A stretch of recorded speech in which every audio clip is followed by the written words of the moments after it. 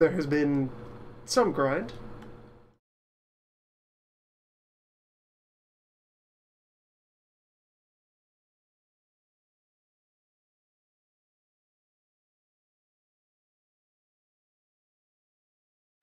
I can still see their angry faces as they stormed the manor.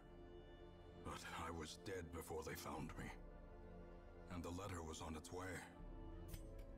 A bit of grind. Money is limitless. Every facility is fully upgraded.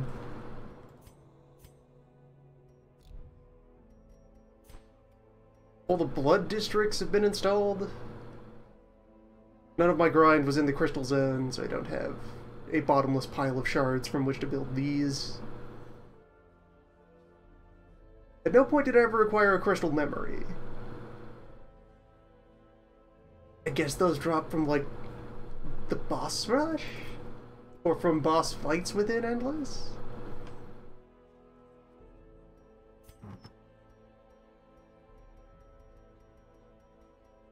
I have a few trinket. And a wall of champions. A wall of legends, and the occasional stray champion.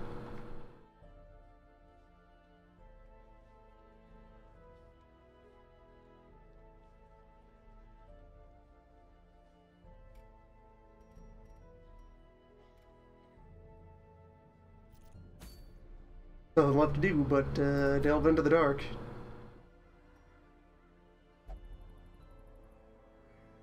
One more time.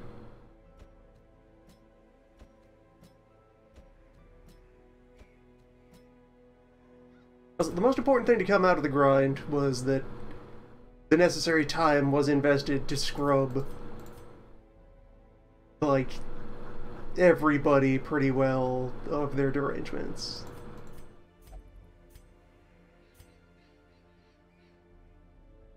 All the ones that have actual, like, dungeoneering and combat impact.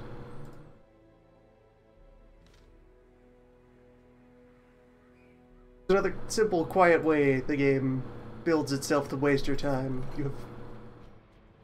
You have bandwidth of 3 cures per week, and an adventure will give you up to 4 new derangements to worry about.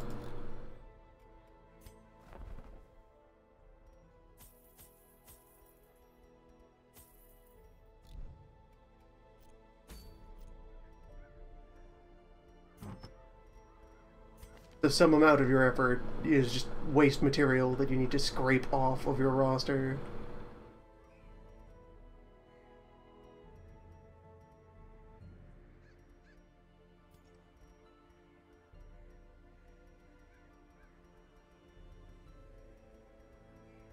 Anyway, Darkest 2 did manage to get another Talisman of Flame ages ago by sheer chance. So everyone gets to be insulated against Revelation.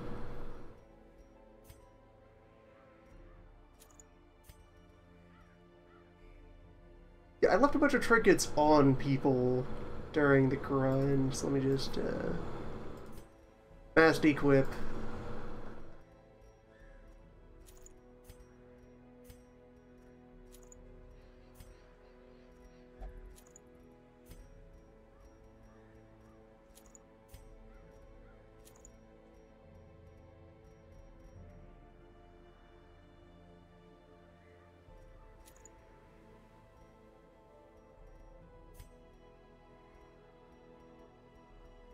It saved a lot of time, menu-wise, during the grind.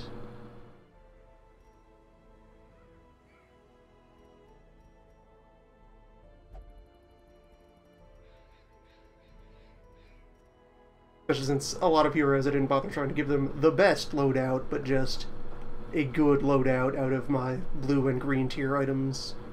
Occasional red items. I have several red items.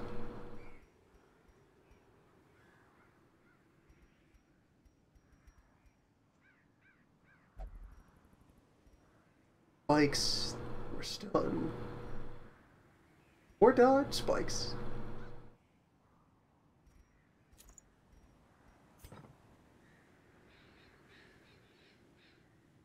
Our available healing option is just there for self-heal, stay on death's door, don't worry about it. This beat the Countess, it should be able to deal with Templars.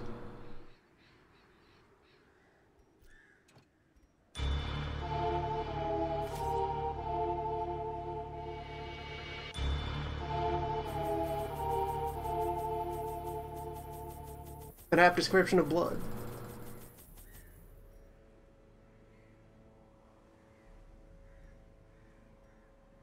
Learn more about blood.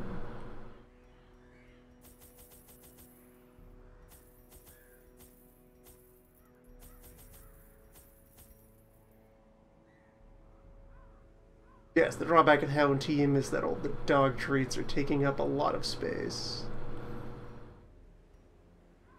Should be fine, though.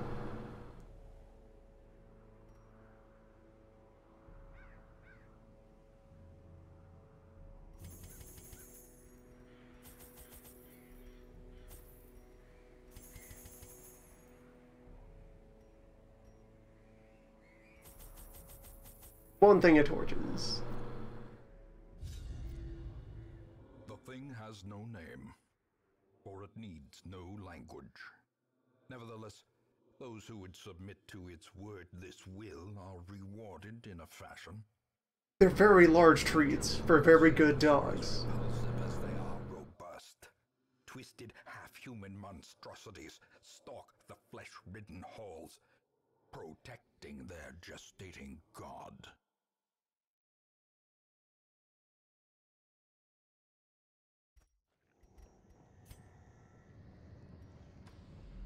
Madness made flesh. It crawls steadily upward from the pit, supported by the lattice of cyclopean pillars.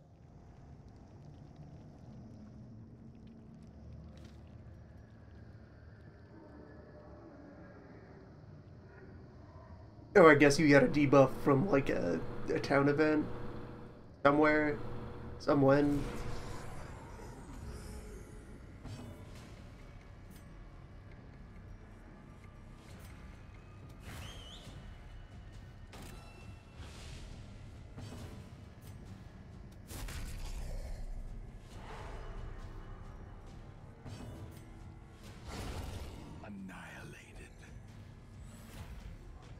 Could have whistled at the other cultist.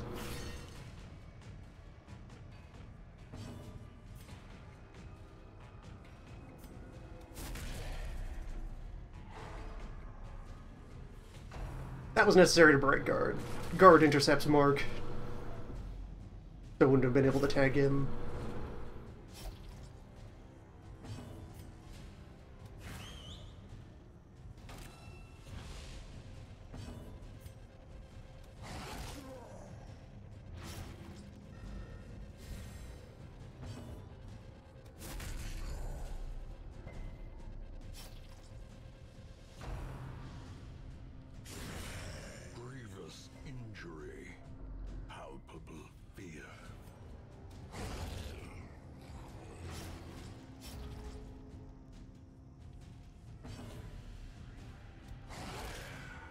Yeah, Cult Man is always having a good time.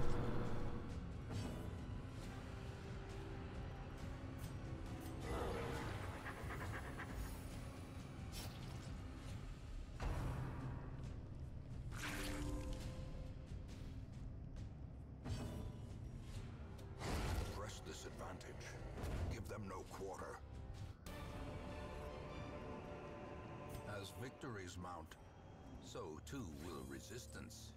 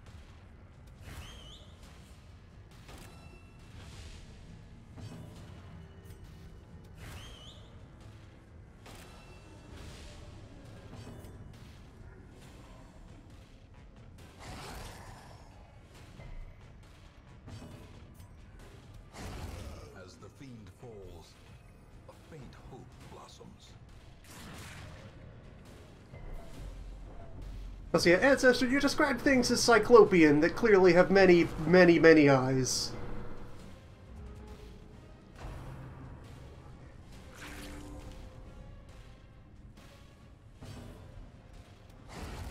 Obliterated. Ancestor, do you even read your bestiary? Diminished.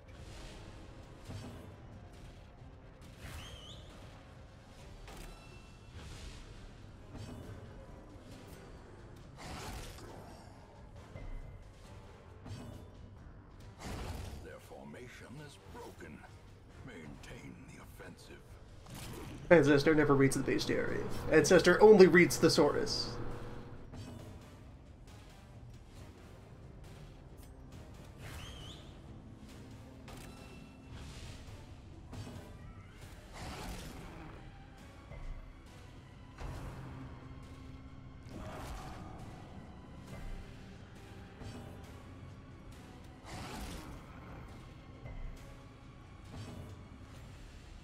Can't lick wounds in the front line.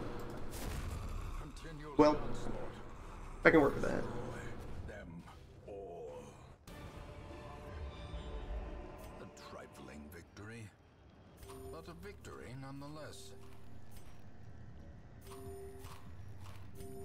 One of the powers of this team is being formation neutral. Going to bother to light torches. Look, I did it. Made the number go up. Promise of safety. The augmented number from the cartography camp. The moment to think about the fact that regular light only phrases its bonuses as a vague string of plus signs, whereas all the alternative lights in the DLC zones give you exact numbers on all the effects they're doing. What does 5+ surprise mean?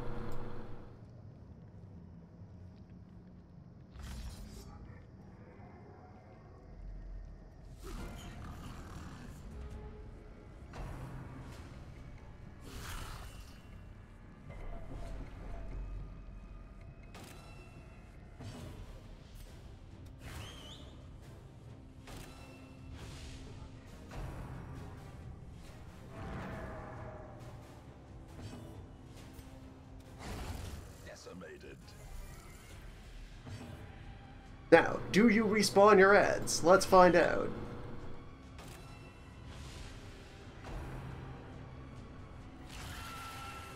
Yeah, Revelation's gonna bounce off of people.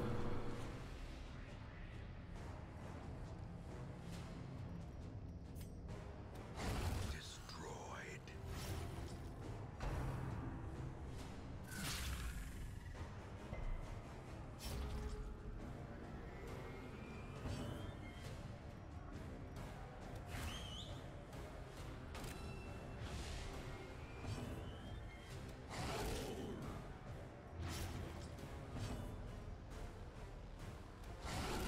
The ground quakes.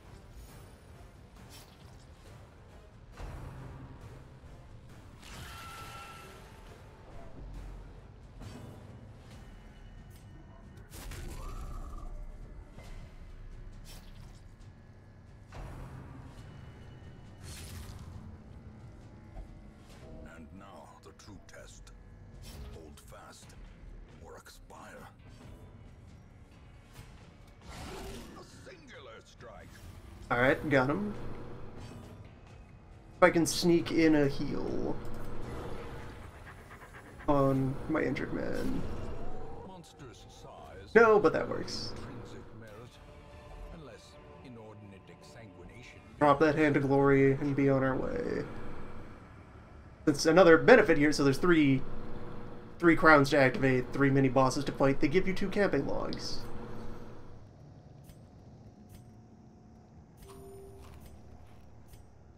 You can trade places. And so you can fight a crowd, take a nap, go fight the next crowd, etc.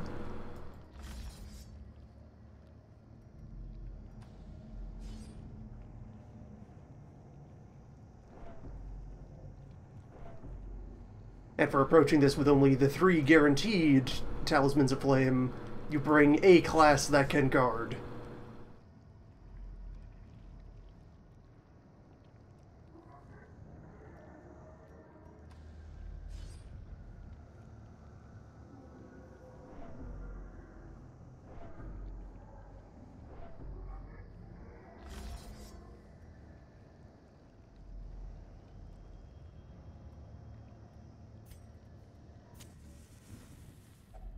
spark without kindling is a goal without hope.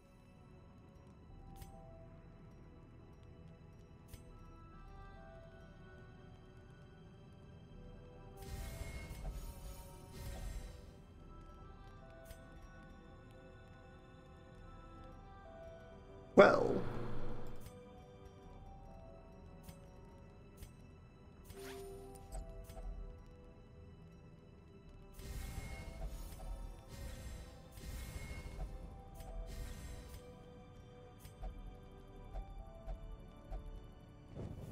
The match is struck. A blazing star is born.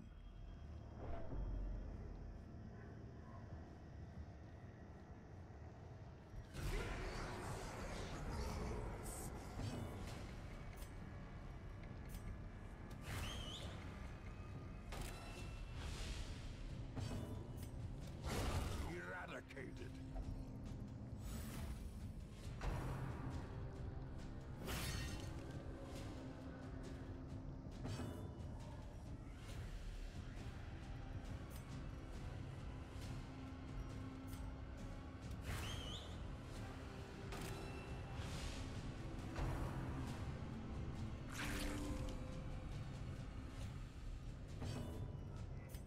Quad Dog will save us.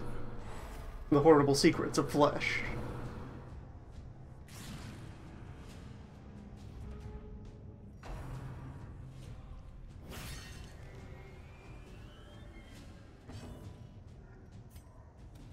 Confidence surges as the enemy crumbles. A dizzying blow to body and brain. Masterfully executed.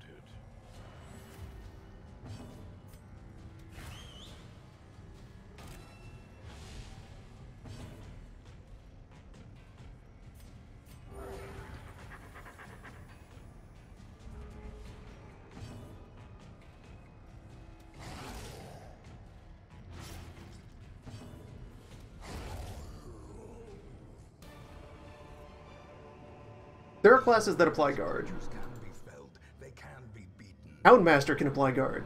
Houndmaster, Man-at-Arms, Antiquarian can force other people to guard her.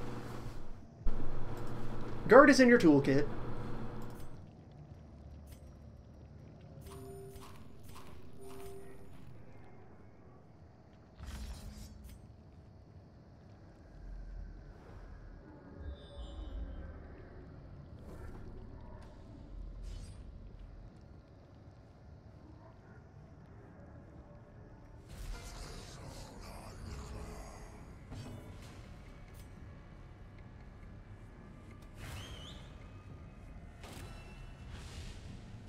Ah, the Hooting Stone.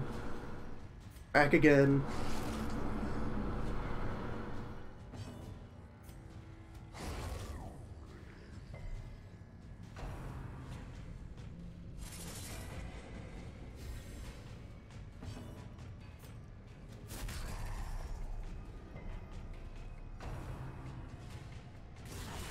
Mortality clarified in a single strike.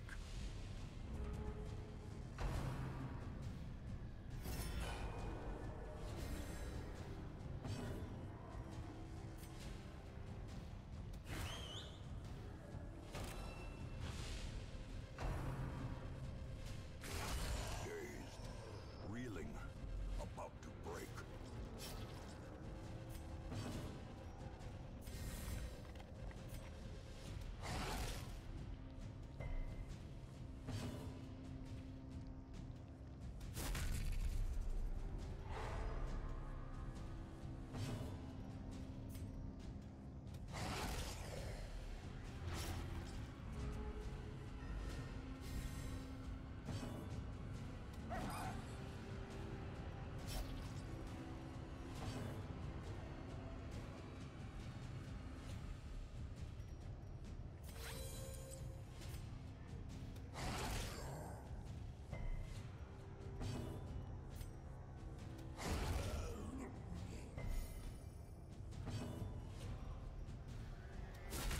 Decisive pummeling.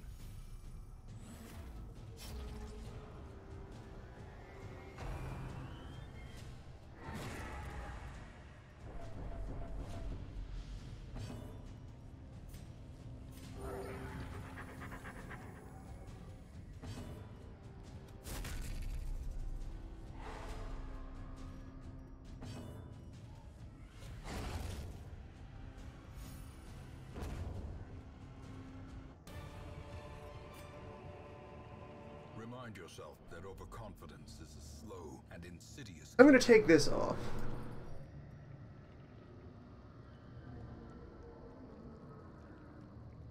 This is a battle of attrition. That heal debuff. That's noticeable.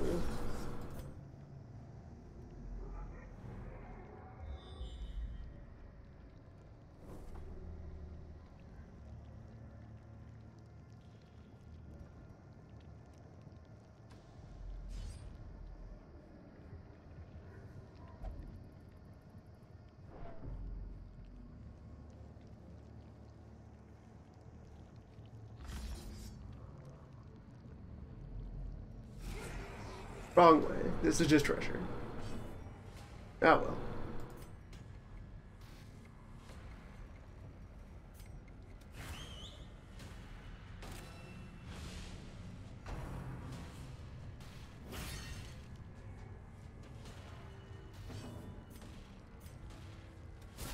Well struck.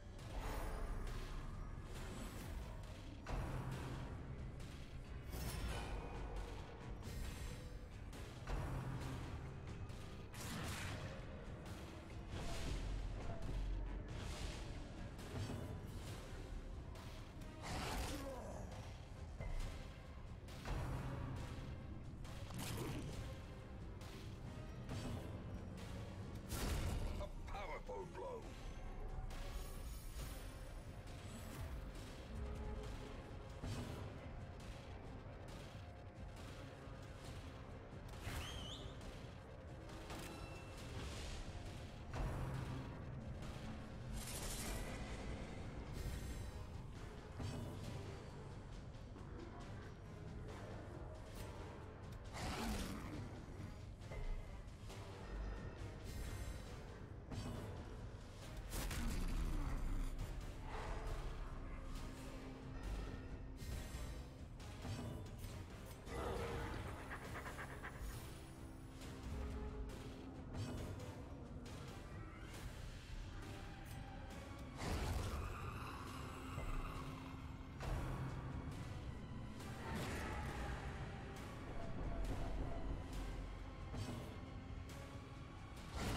Devastating blow.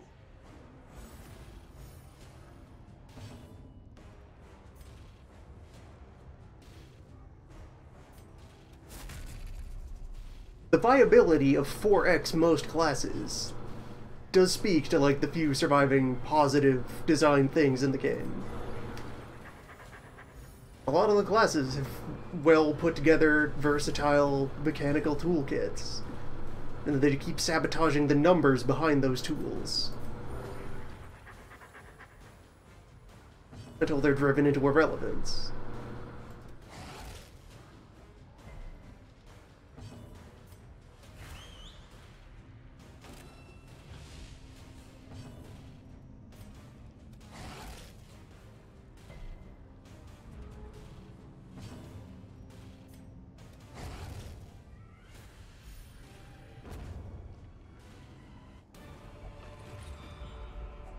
Success so clearly in view. Or is it merely a trick of... That's a better item to have on hand here. It's a good find.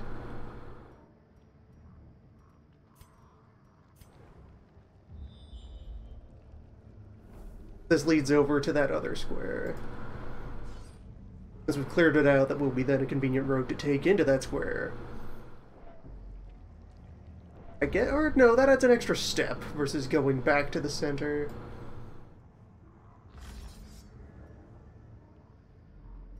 So up.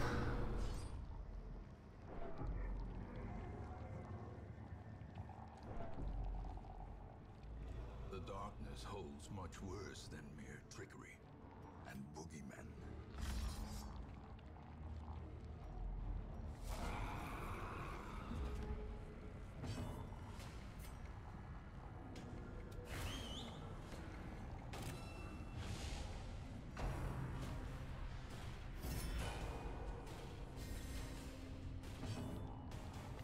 You're the one with Wolf's Talisman, though. Well, Wolf's Tassel.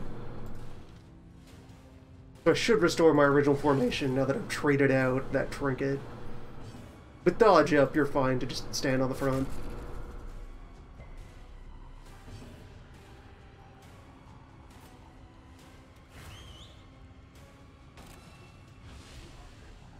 In a world where being in front made you especially more prone to being swung at.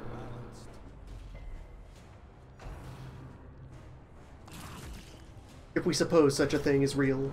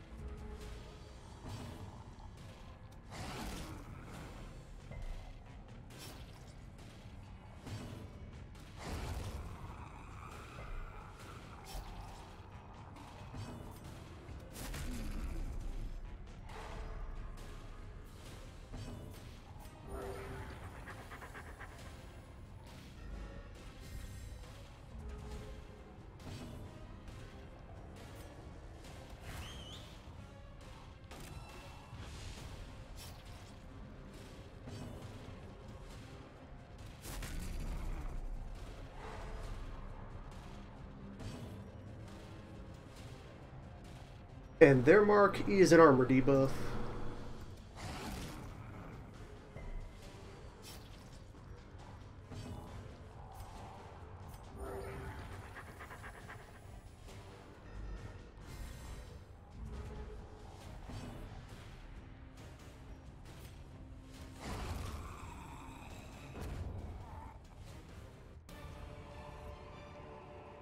Foolish horrors. Helpful to keep track of. Into the mud. So that's the next Templar over there.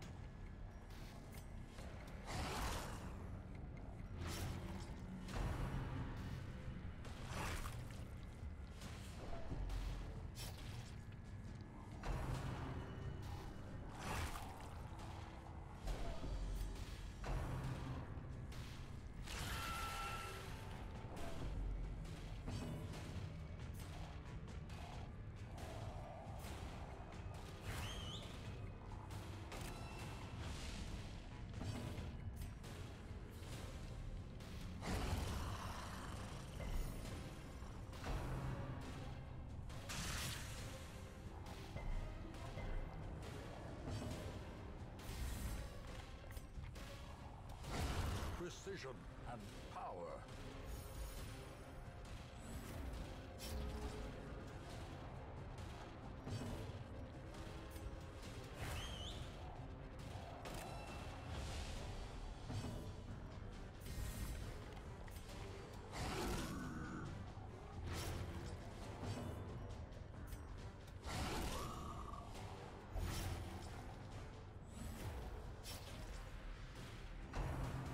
And he's not immune to stun. So a good baton here. And salt. Alright. Prodigious size alone does not dissuade the sharpened blade.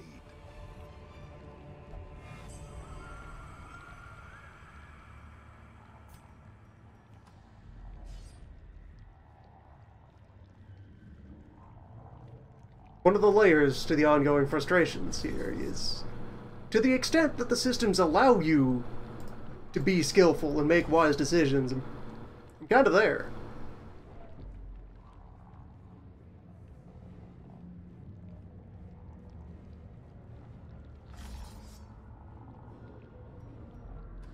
One can get good at this, supposing the random elements feel like cooperating.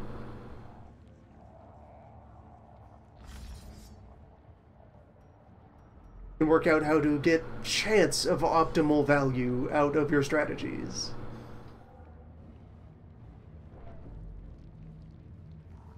And then expect those strategies to be unwound in the next patch.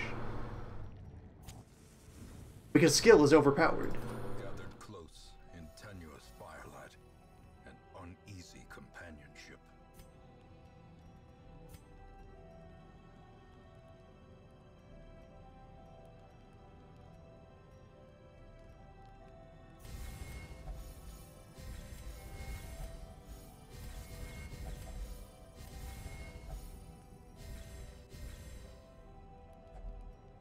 Everyone exchange dogs.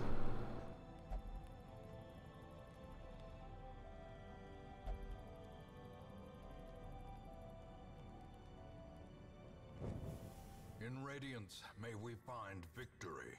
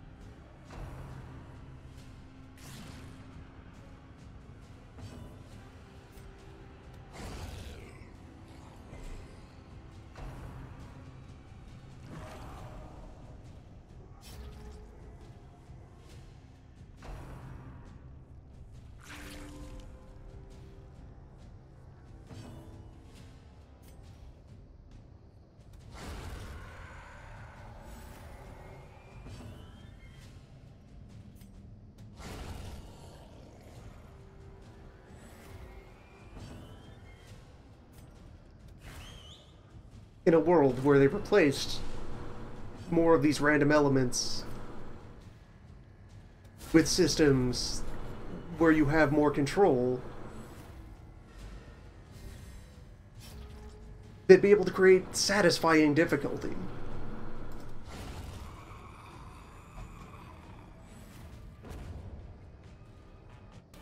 They could make the game even harder and more fair at the same time. A dizzying fall.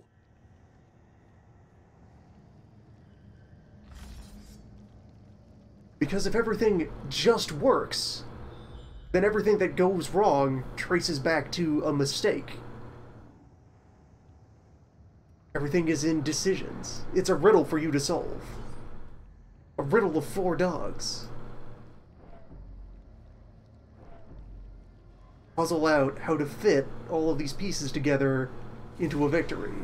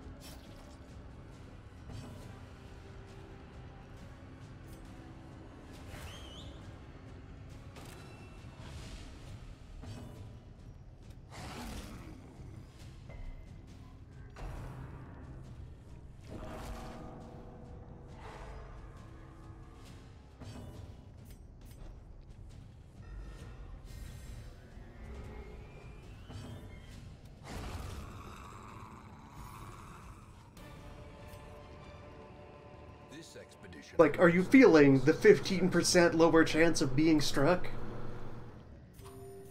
Of course not.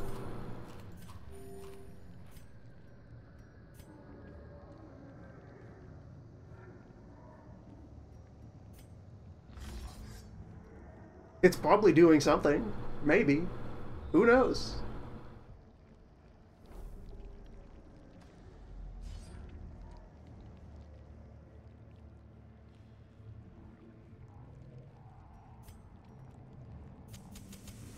The way is lit.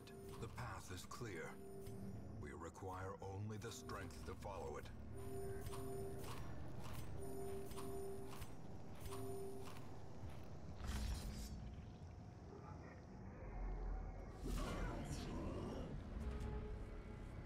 Alright, Dos Templars.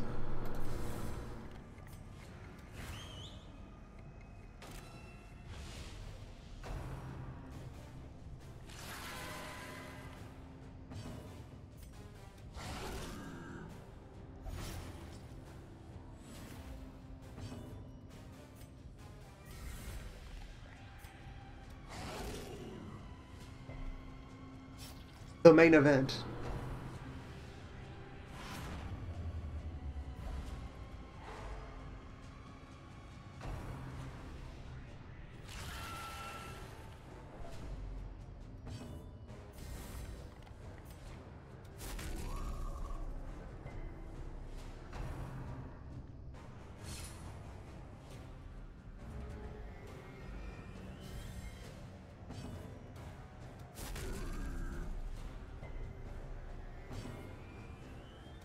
Their cursed champion falls.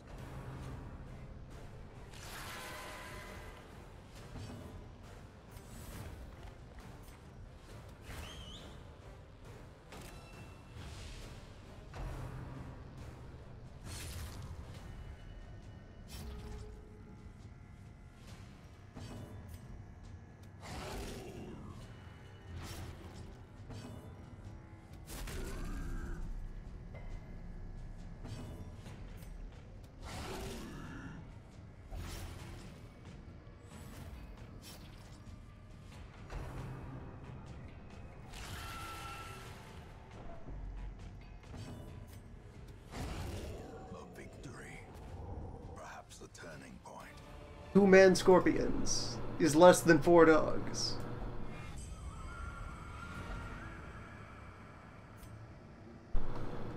That's math.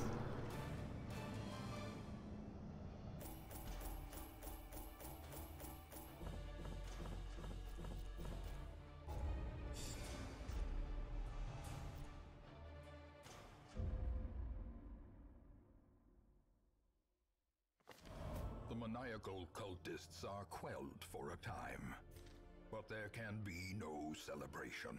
Well, now we have 4 Darkest Veterans. Only in progressive realization and dawning horror.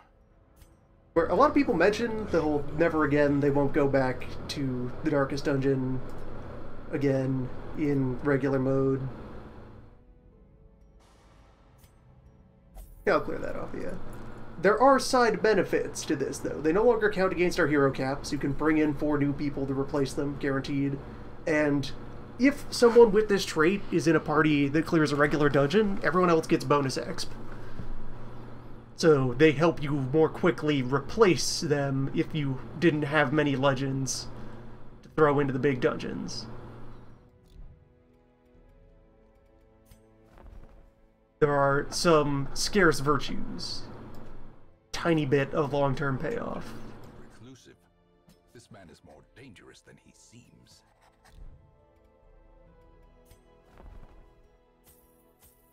It is not purely that the hero is effectively dead anyway. They still have use. They are now an inspiration through which to train your replacement rookies. Except not your rookies, because a champion would refuse to go into basic dungeons, but your mid-range.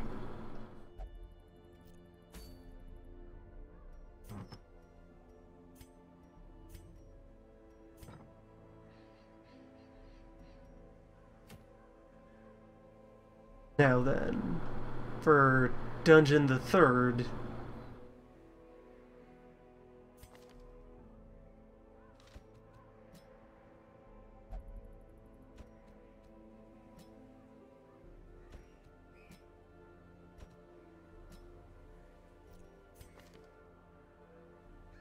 Where the deal with this one is that it is quite large. It has one objective to get to, and a lot of inconvenience to confront on the way to that objective.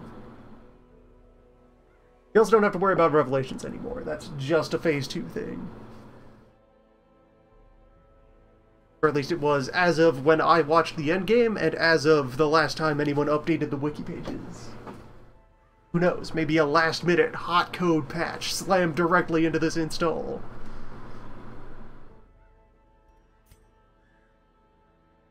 Taking me out instantly. Plague, knife, medicine, vapor. Music. Abomination only has one loadout. And classic Bloodman. Get you equipped.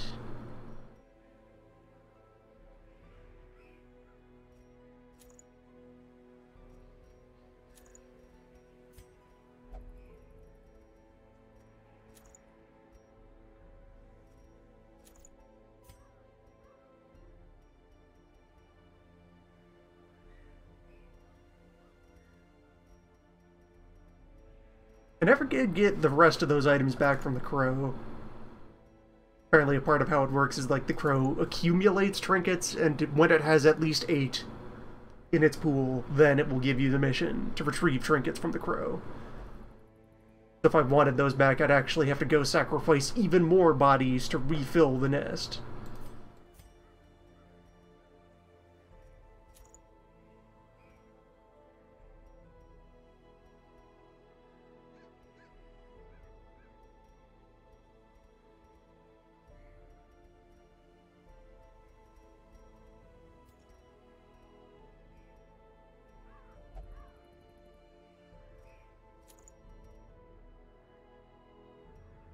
Yeah, maybe that'll do it. 58% bigger stress heal might work out economically.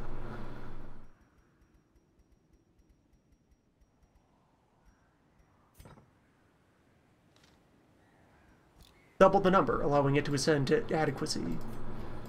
Yeah, that's a plan.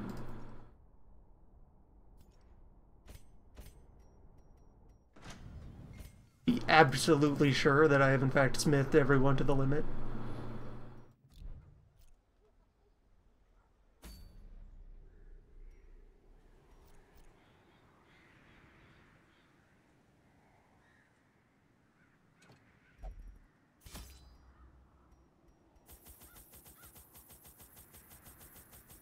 Yeah, there's your warning sign that this dungeon can take a very long time. You get 4 logs.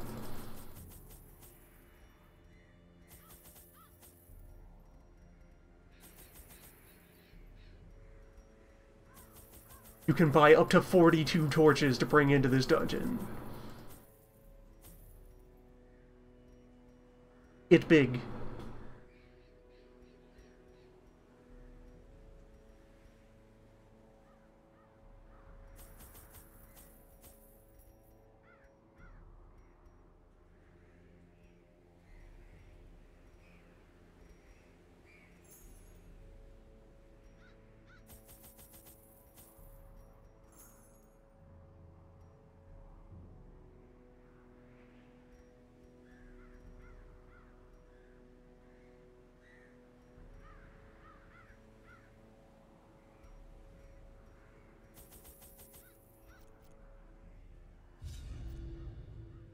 The interminable stone holes are but an antechamber.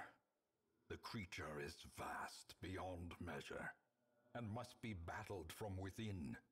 Step over the threshold, and let the terrible truth worm its way into your mind. So the progression.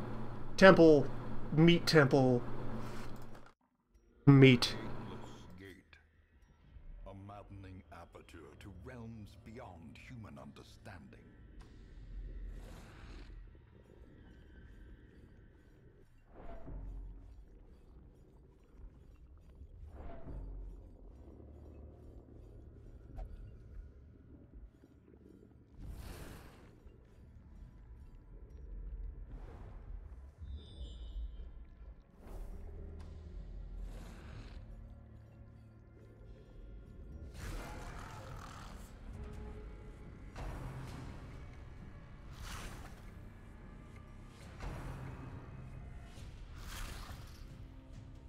Also, a consistent thing that the Darkest Dungeon has done is it will take a regular enemy from a phase of the dungeon and put it in the boss fight of the previous phase. Just to give you a little preview. A little heads up. Some of these guys were escorting Templars.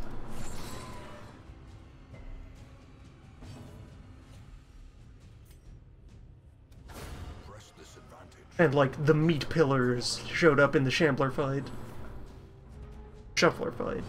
Big Shambler. Well struck.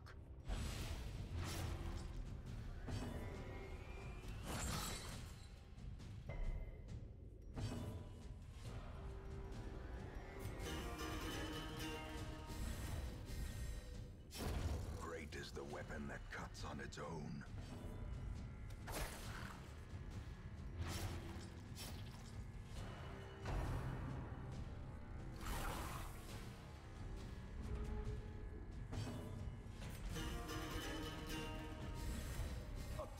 To perform beyond one's limits. Foolish horrors, brought low and driven into the mud.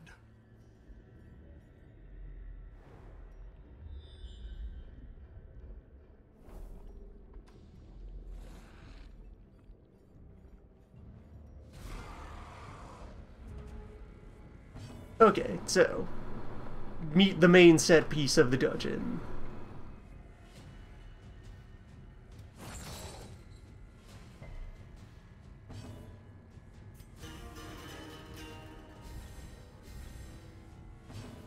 Hey, big.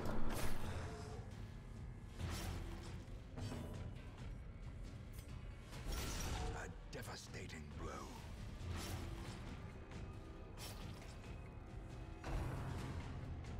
And alright, he's humoring us for now with a fight.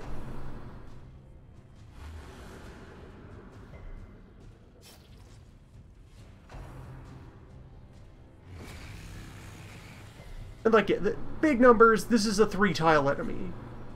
He big. This is known mechanics. He's worth 3 enemies. At least. Masterfully executed.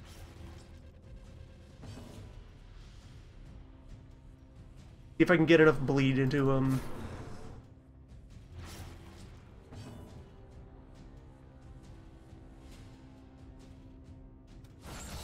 A singular strike.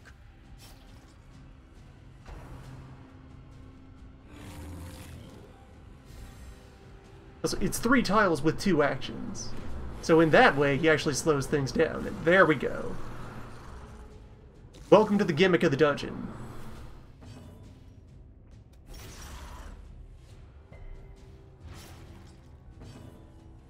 The big guy was a distraction. It's the little guy that's the danger. A brilliant confluence of skill and purpose. We've been teleported to a random elsewhere on the grid.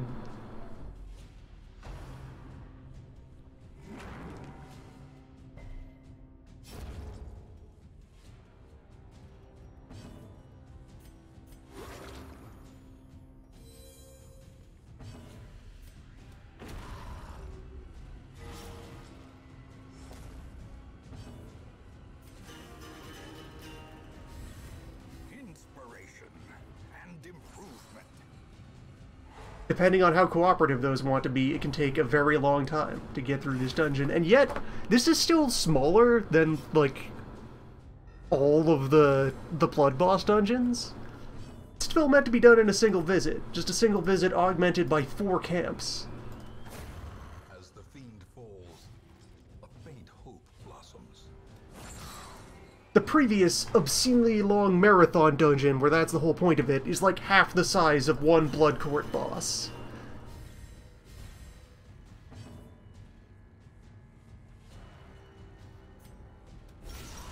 The ground quakes.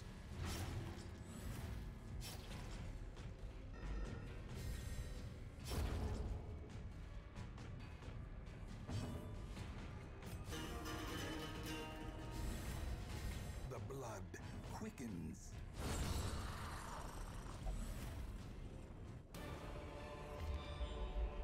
So yeah, with Flagellant and Plague Doctor, I can set myself up to snipe the white blood cells. Yeah, Rain of Sorrow, Plague Grenade is already on the table. You have a move to hit back row. No, but you can just keep laying in utility.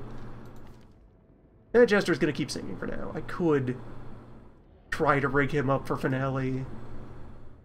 Not too necessary.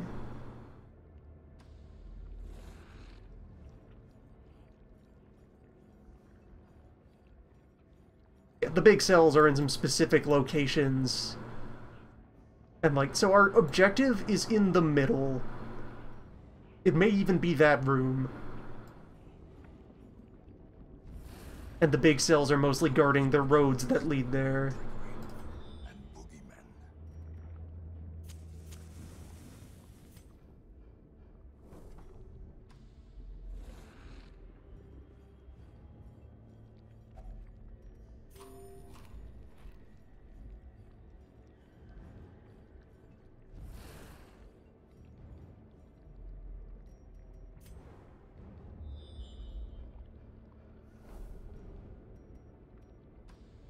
Yes, and it's not even that it's a teleport maze. Okay, looking at it now, I think that's the left edge. There's like a main square, and then all the little offshoot side rooms that you get warped into.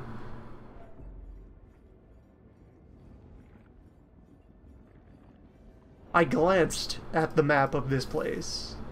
Terrors may indeed stalk these shadows, To have a general sense of direction.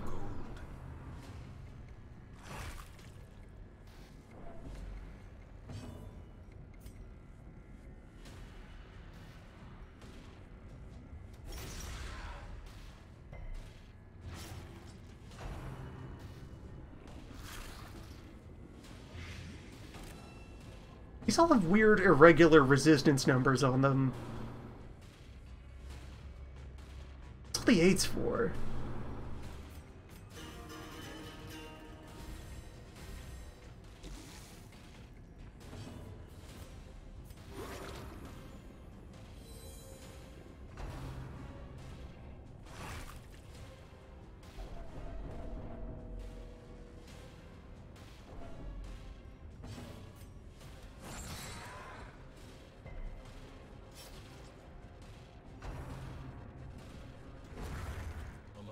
wasted. Well, The pursuit of glory and gold.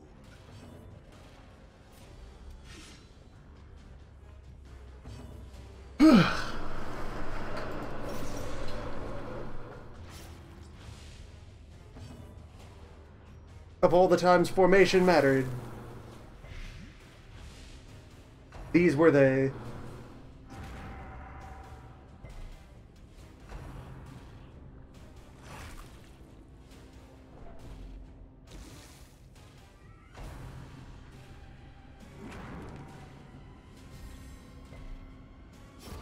Slowly, gently. This is how a life is taken. Impressive.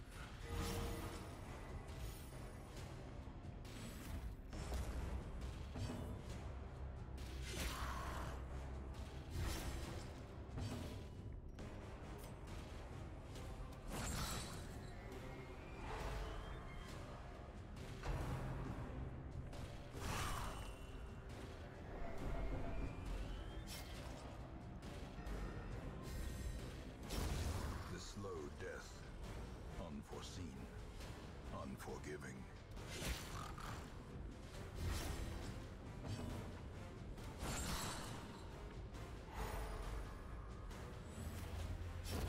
A death by inches.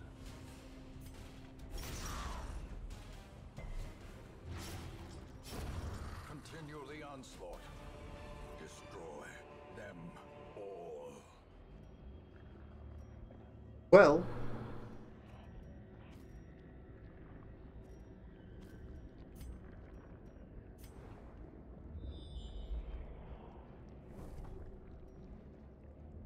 remember, leaving the darkest requires that someone die. Look at the actual map. Let's just go ahead and do that.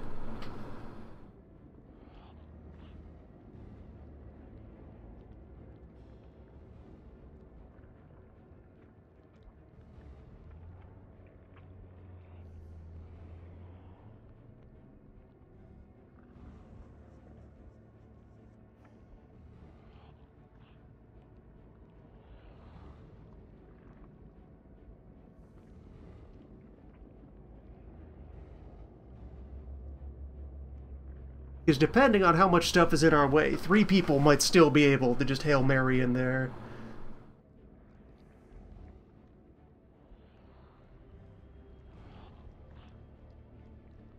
Let's see.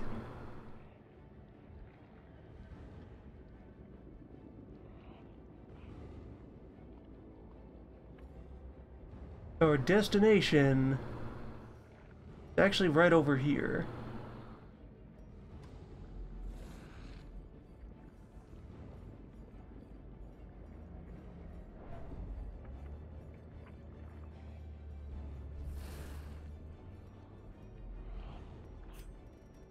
Just one complication in our way. That teleport actually saved us a lot of time. It's a goal without hope.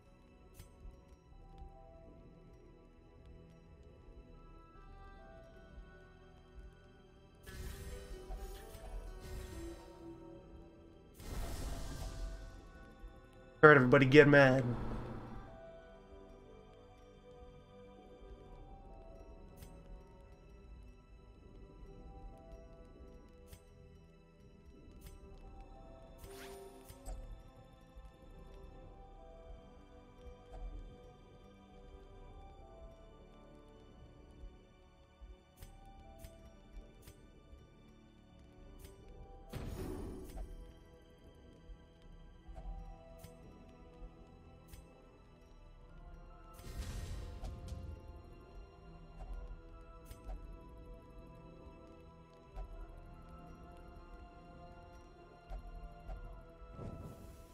As the light gains purchase, spirits are lifted, and purpose is made clear.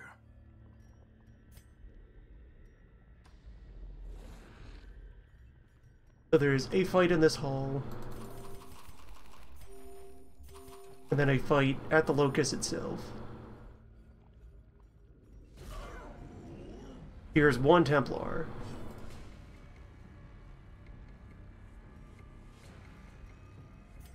Just the one, and not even a full power boss Templar. Here's a baby Templar. A mere gladiator. A powerful blow.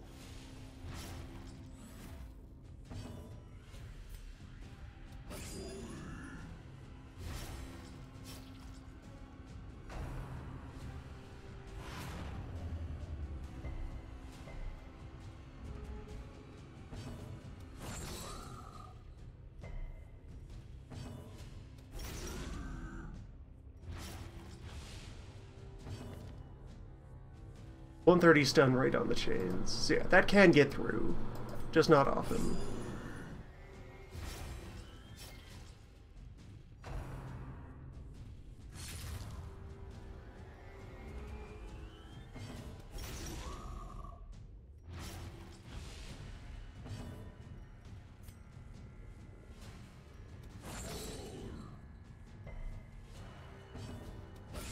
A decisive pummeling.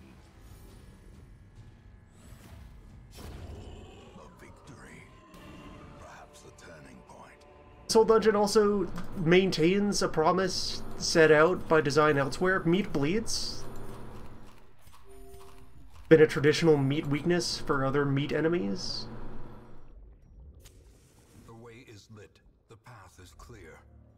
We require only the strength to follow it.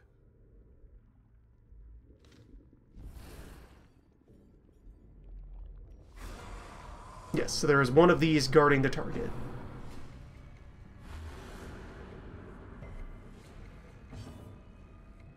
Pretty sure I can take that down with Reign of Sorrows before it can expel us. And then we just have to defeat the cyst.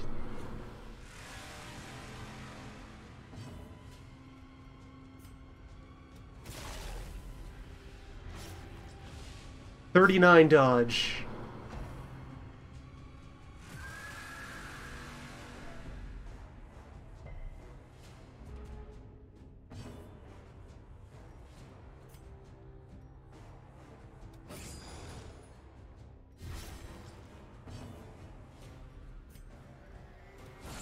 Precision and power.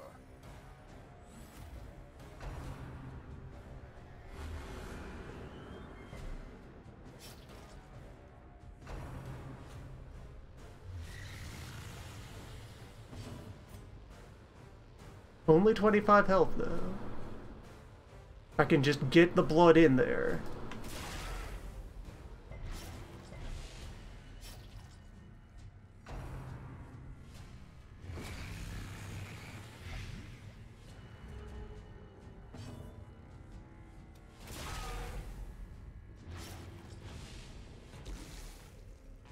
$15 blood accounted for.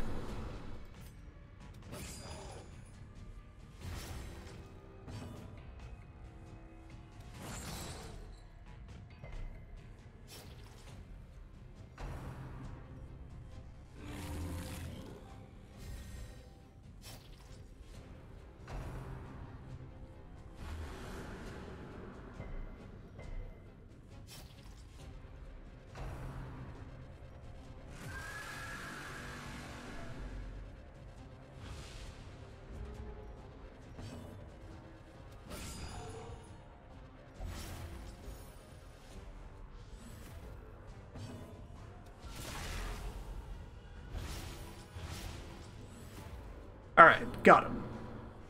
Now we just need to win. Which, the damage is accounted for, and yeah, actually, with the stun, that does it. We've won. This is victory. Their formation is broken. Maintain the offensive. You can summon replacement blood. Great. Nice. Thanks. Well, I think we still got this. As life ebbs, terrible vistas That is about to explode. themselves. And then this is now open to everyone's attacks. Full power. We got this. And it's less stun resistant than the other things. Yeah, there we go. Now we've won. Confidence surges as the enemy crumbles.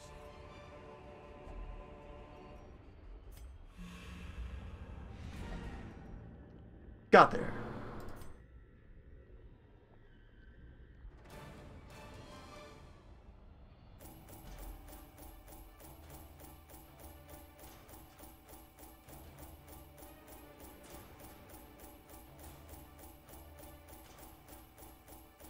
That was with only one rest, but because I knew where I was going. Had I not checked the map, I would have no reason not to wander aimlessly through the meat corridors for much longer. And that team would have died to any further amount of resource.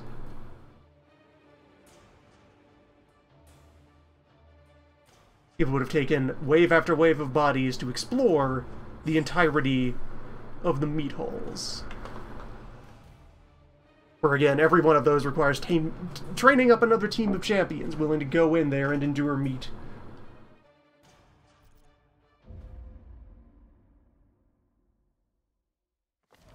At last, the twisted heart of the world is laid bare. For sword or supplication.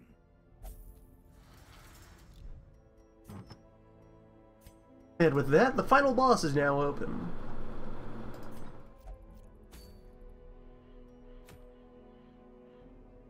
Heart of Darkness. That's the end of the game.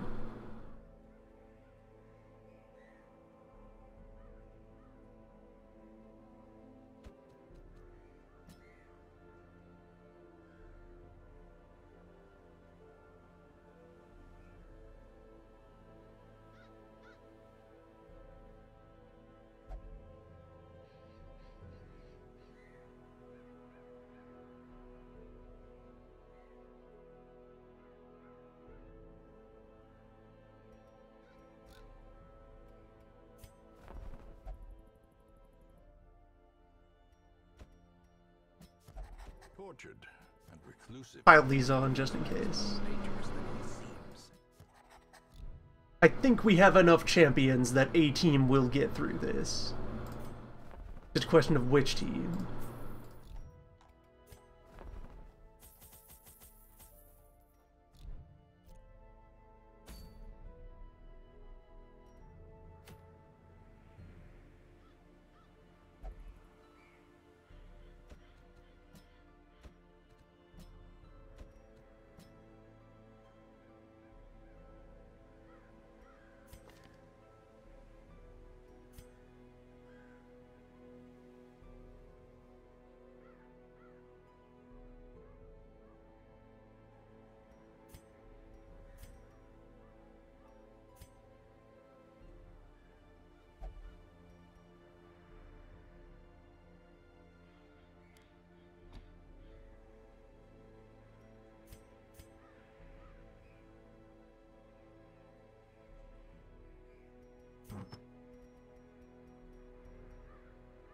and the bit of foreknowledge I'm taking advantage of for this. I have already seen the ending of this game, as of many versions ago. I know what the heart's deal is, as of many versions ago.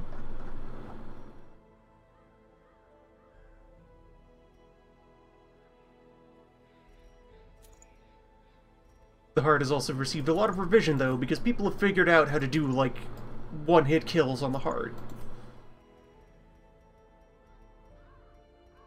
And this provokes much ire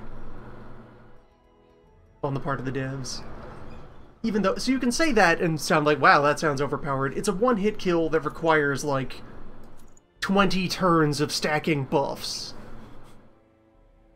It's like taking a jester and having them spend all of the opening phases of the fight charging up finale, and then having them snort a bunch of space meth and get a bunch of other buffs from other people piled on, and then, and only then, one finale with a very high damage roll can one-shot the heart. It's an extreme edge case that someone managed to catch on camera.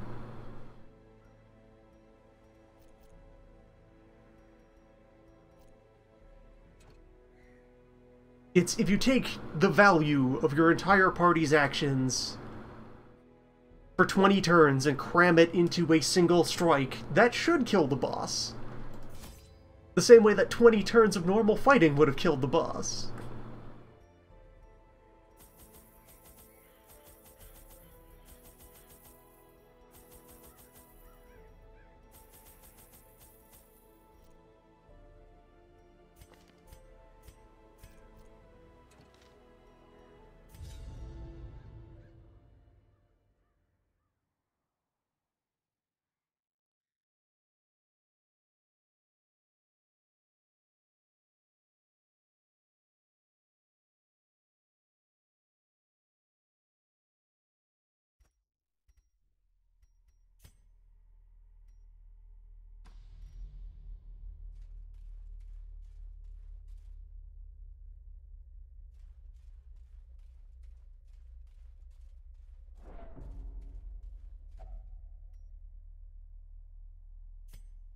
In all my terrible researches, what I sought was a glimpse behind the veil, a crumb of cosmic truth.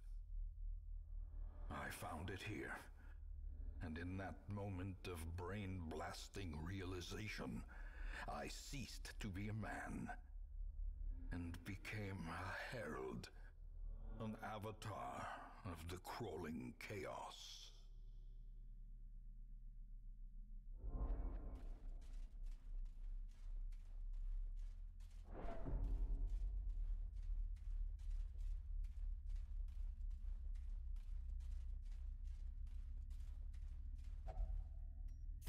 Life feeds on life.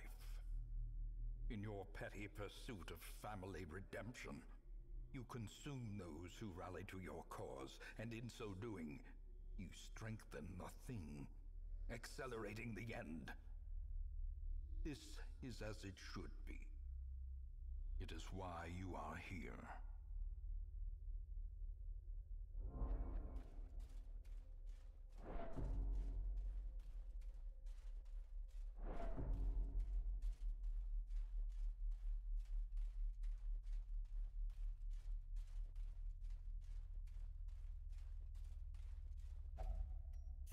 We are chained here forever, you and I, at the end of the world. Free yourself, rouse the thing, and embrace the ineffable cosmic hideousness that lives within us all.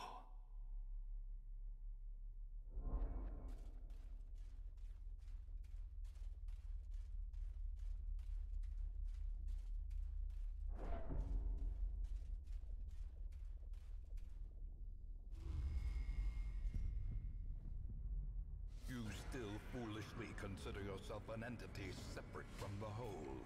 I know better. And I will show you.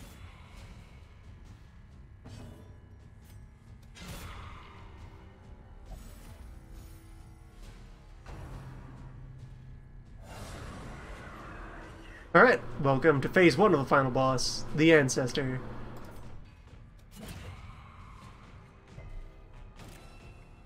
It's whack-a-mole. It's shell game.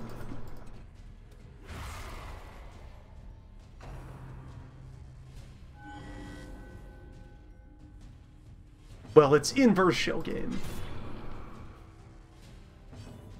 The real Ancestor is currently, like, basically indestructible. What you need to do is carve a path through wave after wave of duplicate Ancestors. Just keep killing.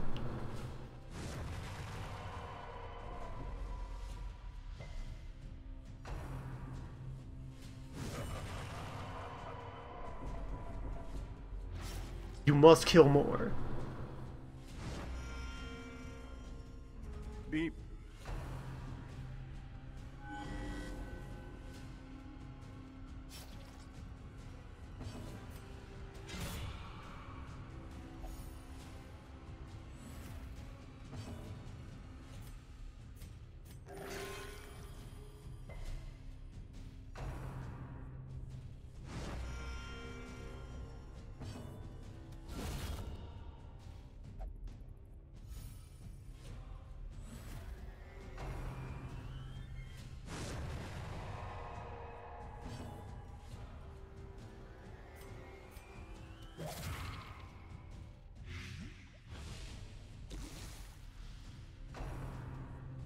Look at that. Look at the animations. Look at him just drumming his fingers on his arm. Look how many frames are devoted to that little hand wave.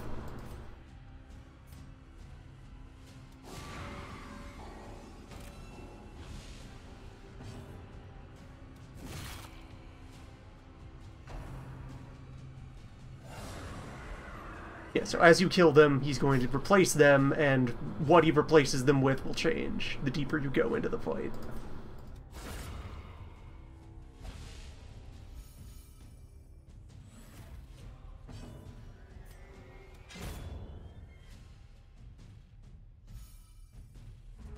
Gradually getting meatier.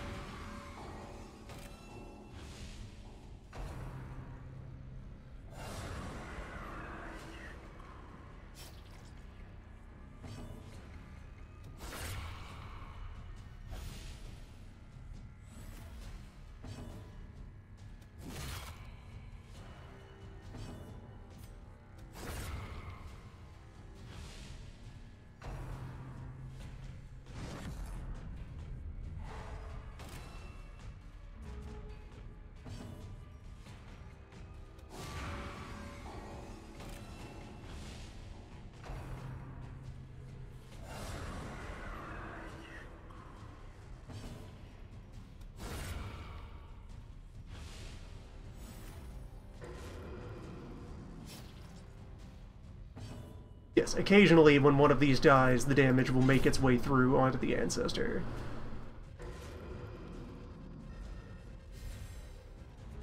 There may be further rules to it than that. In practice, just keep killing. Destroy, wave after wave.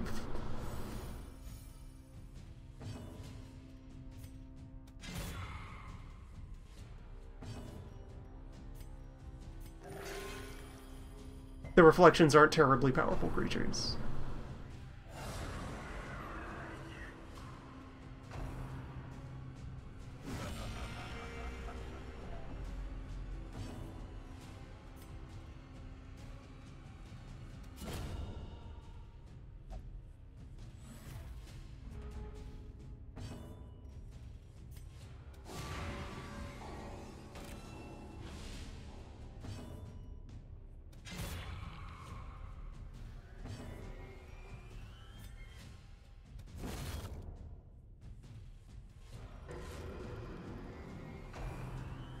Getting closer.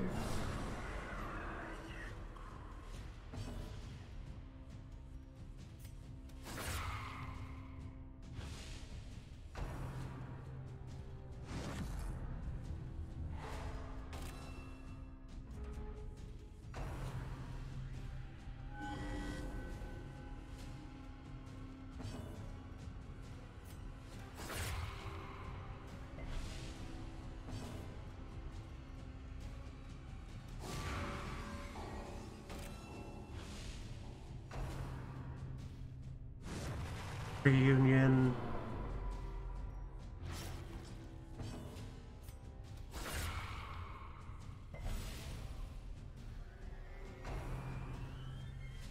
Yes, phase 1 here, time-consuming but low intensity.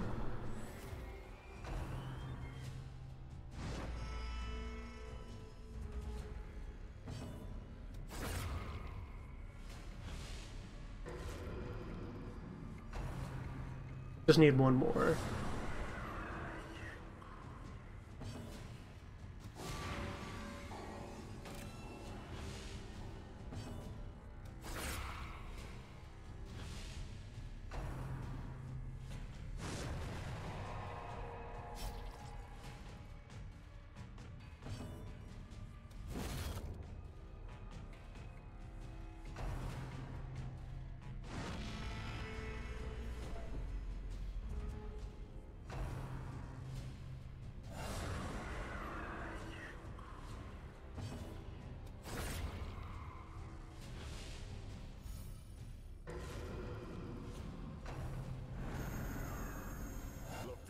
Is fluid. It can be changed, reshaped, remade. Alright, phase 2. Also, that reaction shot for him being struck by an attack, just, You know, he's flaring up into meat mode a little under stress, but then just kind of thinking about it, Also, no move resist, so hey, he hides behind the nothingness, but you can drag him out and hit him with your attacks. Look at this boss that lets you use your tools to engage his mechanics.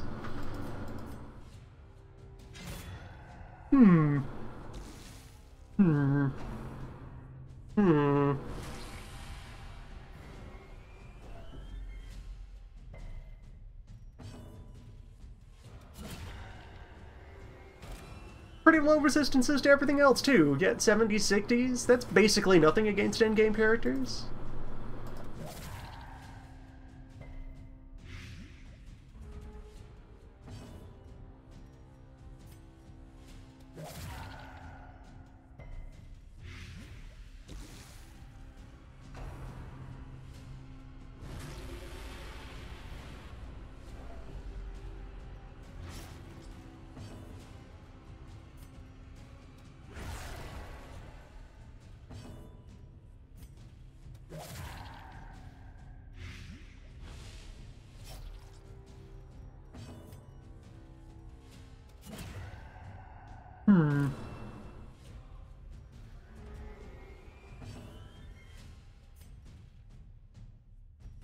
Doesn't have any dodge, doesn't have any...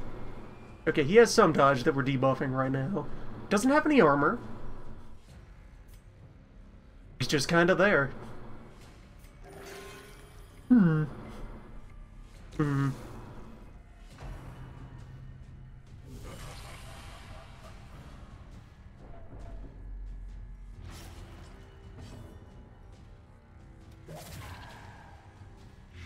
Also, the nothings are pure obstacle. They don't do any... Look, this is what the Gator fight should be.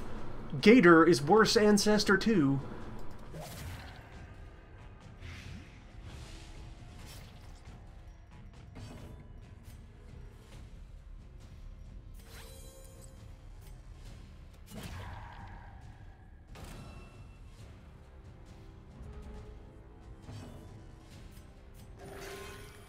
He also gets one action per turn that I'm influencing by repeatedly pulling him to the front of the formation.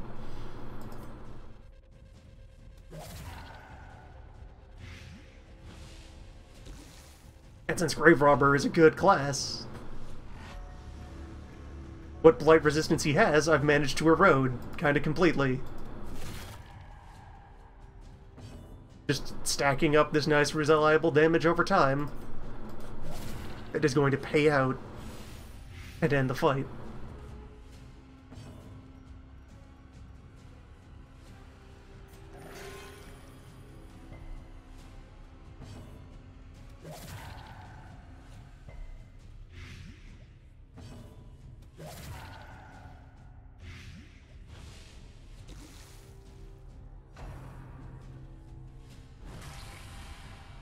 Alright, we're on the way.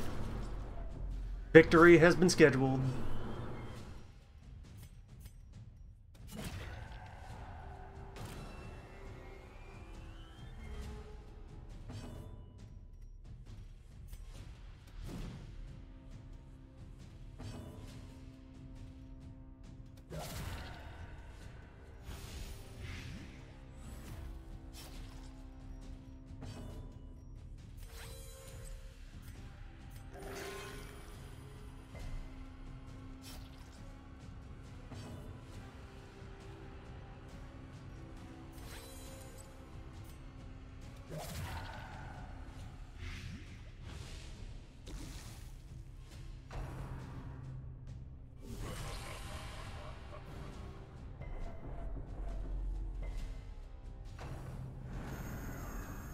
The flesh is immortal. It is undying. Pray it does not take too hideous a form. So what makes the fact that they've tried to counteract the insta-kill strats that involve stacking a whole bunch of buffs, the fight has this breather phase for you to recover and relax and stack buffs to get ready to land a decisive blow on whatever comes out of this heart. It's just over there being meat. Loaded up with poison.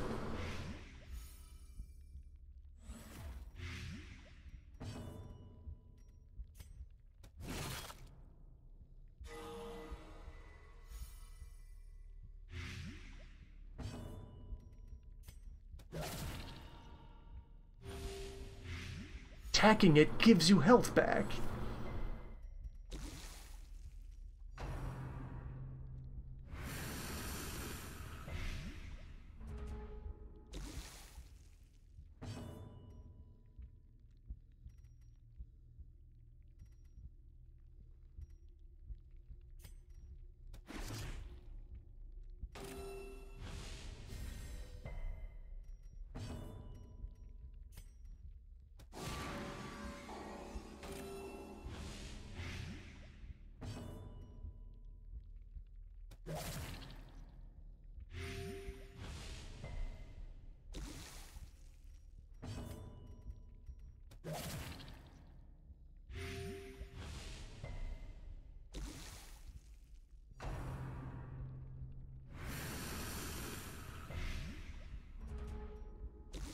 This fight tops you off and makes sure you're ready to go into the final battle at full strength.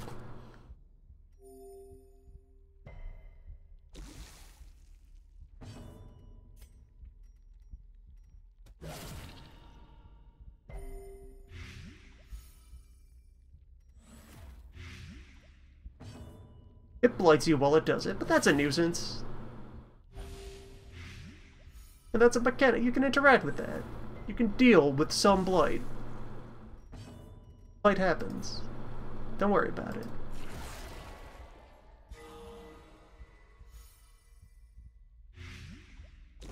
Sit back and de-stress. Behold the heart of the world, progenitor of life, father and mother, alpha and omega, our creator and our destroyer. Welcome to the final boss. It's meat. It was meat all along.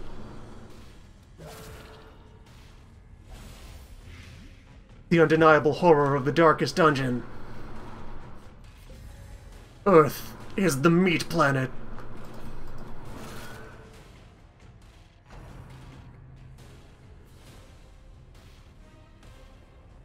Yes? Heart? Heart? You alright there, Heart? Heart? Of darkness? Oh, right, I get to choose. Right, this is interactable. So how this boss fight, where at various health thresholds it kills a member of your team, just immediately, just removes them from the field. Just delete.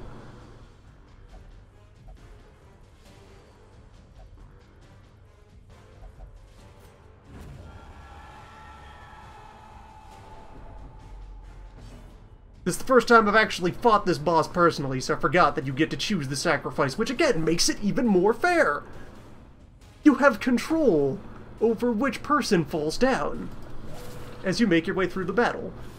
And yeah, part of what then I suppose angers the devs with regards to the quick kill is that you get to bypass this if you just sort of immediately make this guy explode. Also, cosmic type, so none of your type-related moves and trinkets will have anything to do with this. It's unique space-type enemy. The rudeness that's waiting is, if you don't have a team that, like, each character should be ready to go into the front row, if necessary. If your team relies on having someone in slot 4, you're going to have a bad time, because they're going to lose that position quickly.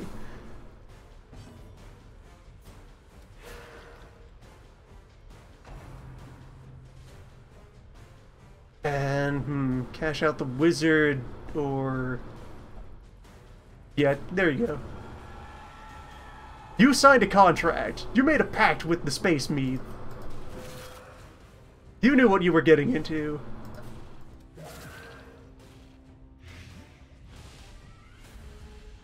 And it's already dead.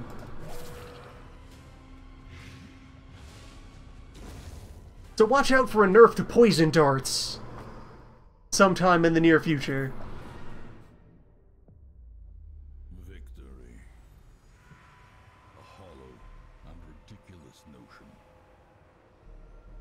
We are born of this thing, made from it, and we will be returned to it in time. The great family of man. A profusion of errant flesh, multiplying, swarming, living, dying, until the stars align in their inexorable formation, and what sleeps is roused once more. To hatch from this fragile shell of earth and rock, and bring our inescapable end. So seek solace in a manner befitting your lineage, and take up your nugatory vigil, haunted forever by that sickening prose echoing through the infinite blackness of space and time.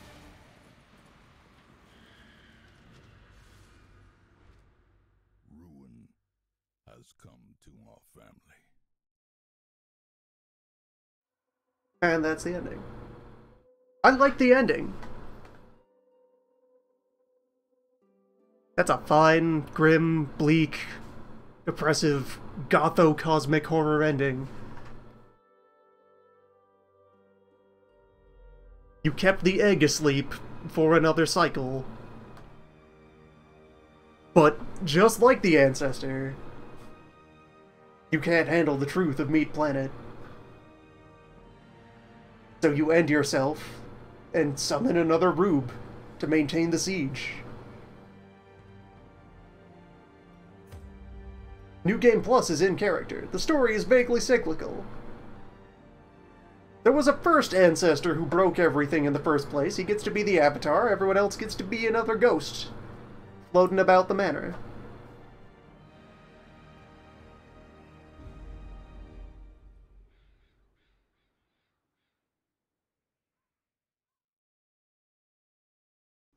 The plume and the pistol. A fitting end to my folly, and a curse upon us all. And you get to just load up and continue playing if you feel like it. With the darkest cleared, you can just carry on with your file. There's always more meat. Always more blood.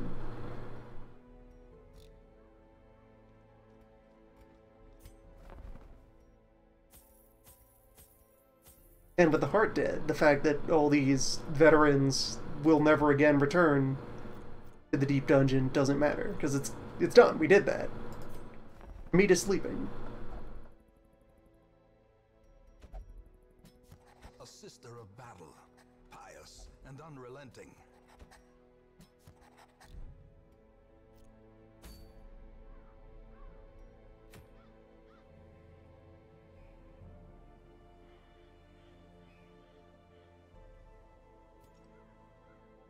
Let's try out this thing. Fallen Guardian. Let's willingly pay a visit to Blood.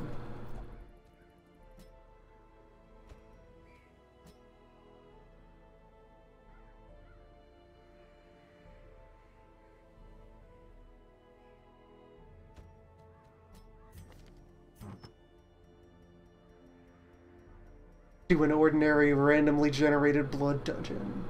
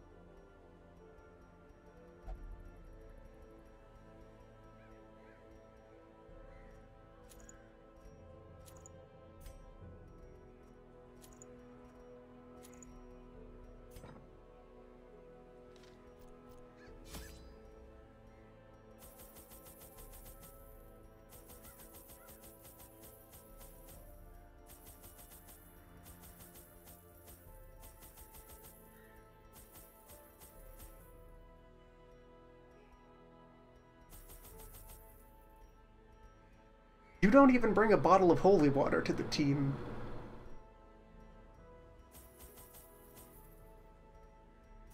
Why?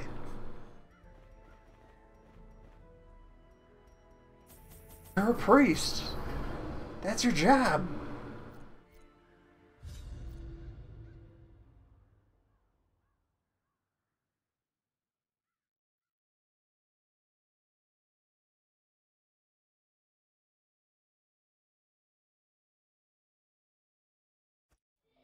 The very grounds themselves are animated by a deep-rooted evil.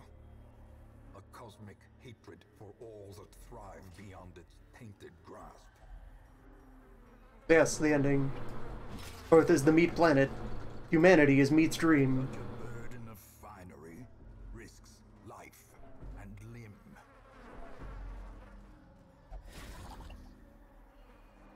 It's alright. Traps lie in wait, unsprung and thirsting for blood.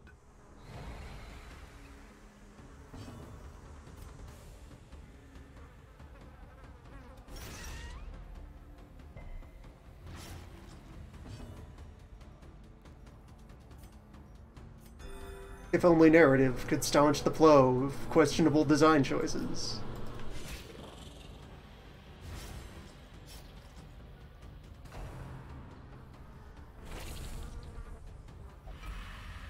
Also, folks talking about, alright, but what if they, like, defeat the meat later with higher technology? You can't defeat the meat. It's life.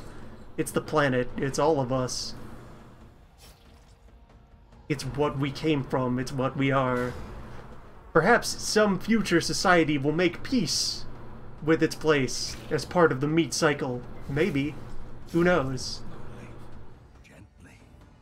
This is how a life is taken. What's important about it as a horror element is that meat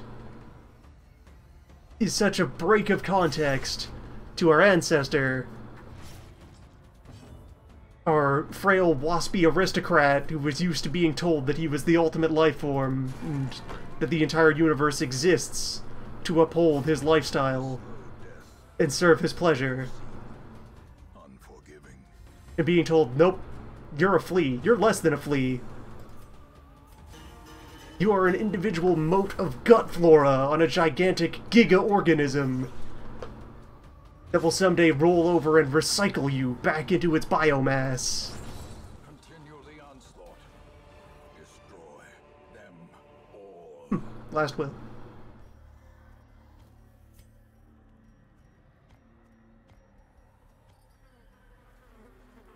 It's the common root of both gothic and cosmic horror. Changes in society, causing people of privilege to get briefly, like, knocked off their high horse and left to cry in the corner as they face the slightest taste of reality.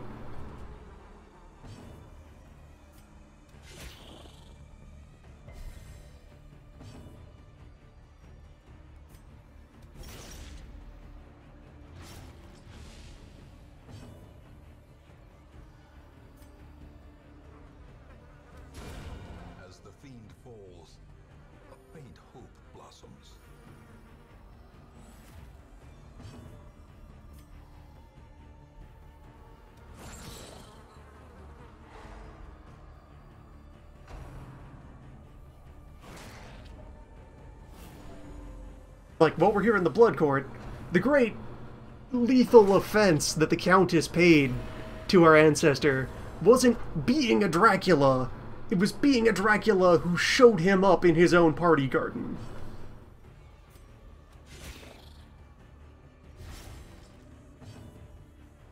Being a Dracula who showed up and stole the show. That was the unforgivable insult that demanded she be destroyed.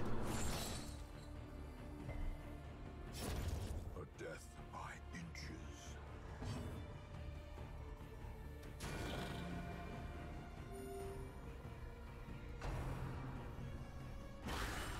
Unnerved, unbalanced.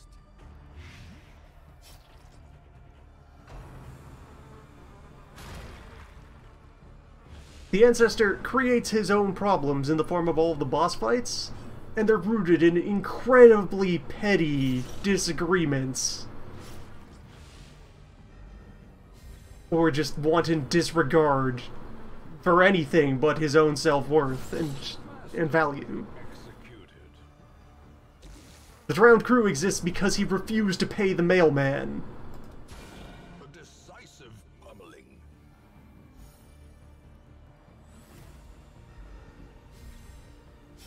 Great is the weapon that cuts on The Siren exists because he found the town girl slightly annoying, and so he pushed her off a cliff to get some gold.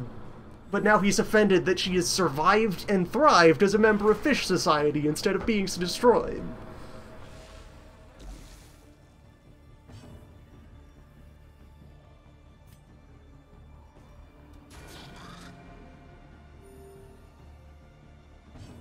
The bandits are there because he invited them there to suppress his own villagers who were raising concerns about all the sorcery. And, you know, carried on infesting the countryside as bandits because, again, he refuses to pay his workers. a brilliant confluence of They just stuck around with their crime artillery. the trifling He and the hag had a difference of opinion about what's the best kind of magics, so she had to die.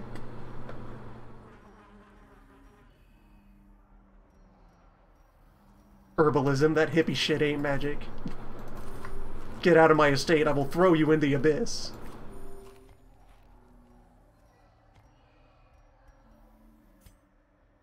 The meat and the hog are just both his wizard garbage. In the sense of raw material, in the sense of his unrecognized demon son. The necromancers are his fellow wizards, who he invited over to steal their ideas and murder them in their sleep.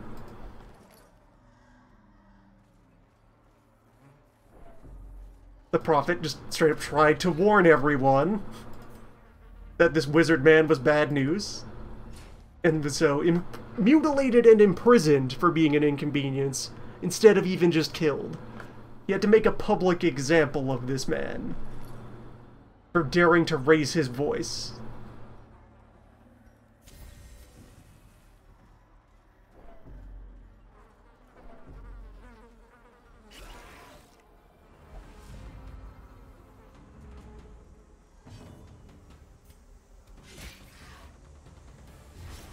The Ancestor is his own arch-nemesis, and you should be laughing at the tragic extent of his failure.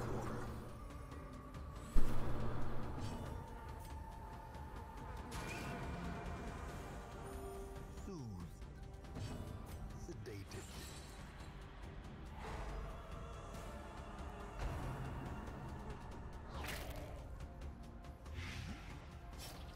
Even after being driven to suicide by unlimited cosmic meat horror, he still spends most of his ghost time making excuses for himself and pretending everything he did was fine. Precision and power.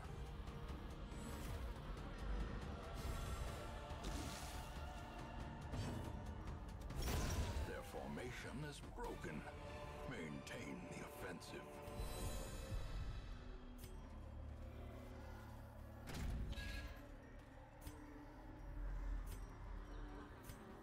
Where is that gargoyle? Probably all the way over here is where this guardian is.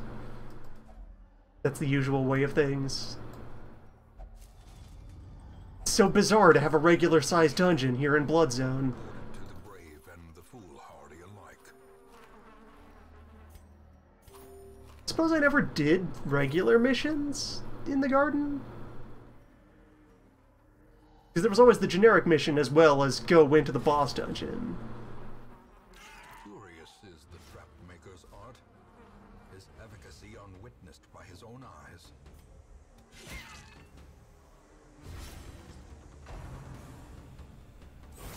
Such a terrible assault cannot be left unanswered.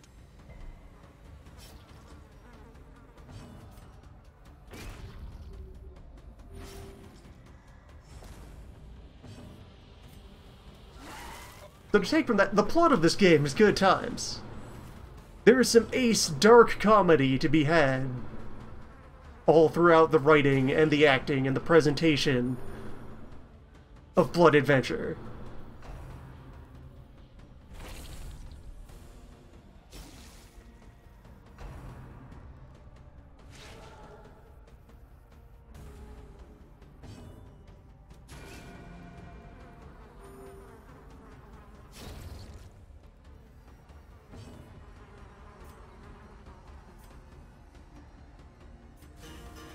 One can also take from the ancestor, upon learning of me, giving up, whereas, you know, maybe you could maintain the struggle indefinitely and keep the meat asleep, and that's just part of being alive.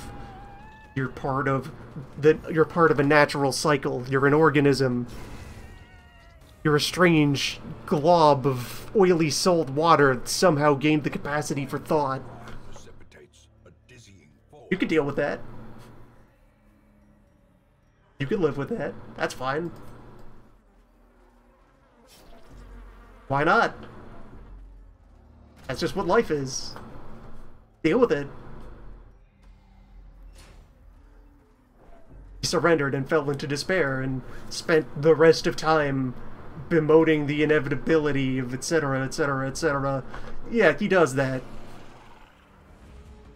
Your ancestor's a big whiny baby who read too many books and now he's sad. Everyone else has to work for a living. Deal with it.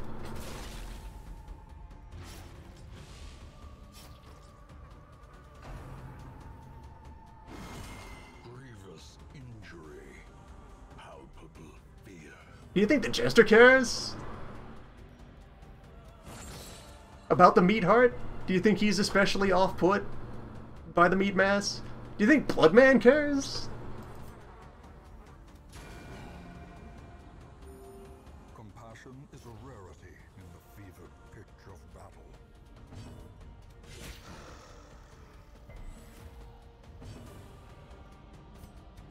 Impressive. For everyone else, life goes on. Life is struggle. Life is change. Sometimes life comes at you fast. You deal. Fear consumes the mind.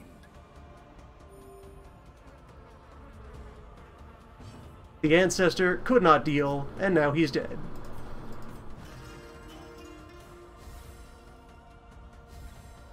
Here he lay. He never scored.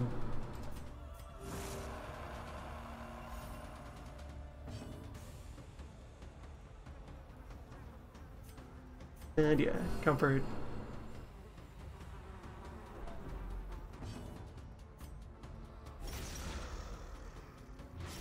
Besides, we already know there's one non-mutant entity in the universe. Rocks exist. Rocks came from the rock planet. Unless inordinate excitement. Tricked him into landing on the meat planet.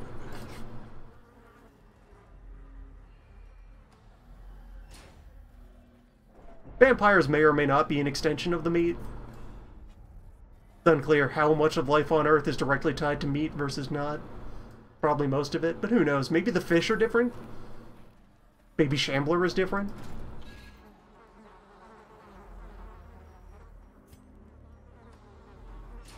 Well, actually, since I expect it's right there, let's camp. We're not really damaged in any way, but buffs? Without kindling. Axe? Without hope. Chance of ambush? Let's do it.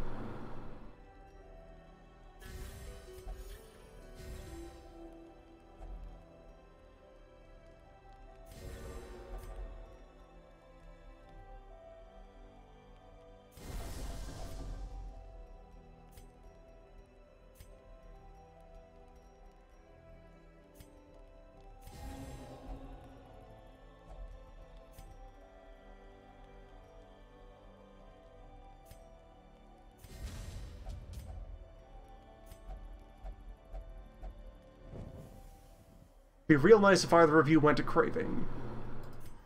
You got one more corridor.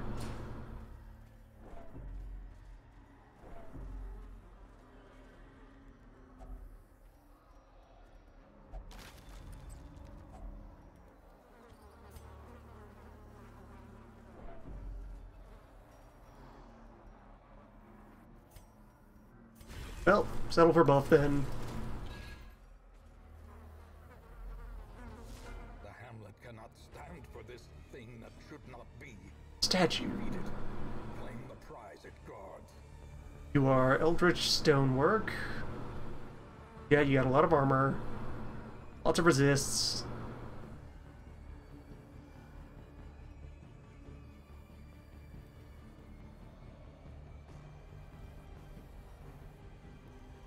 Alright, so this is not a great team to fight this, but it might still work.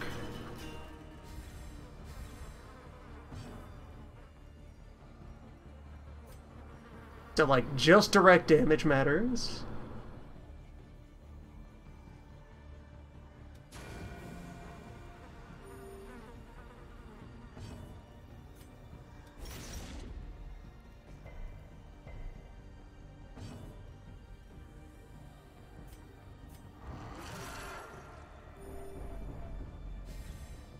This is the time to Hulk out. Okay, yeah, the shield is already guarding the body. So that's something we need to take out. Yeah, shield guards body, probably does some things. Oh, away it goes. And the spear is going to attack.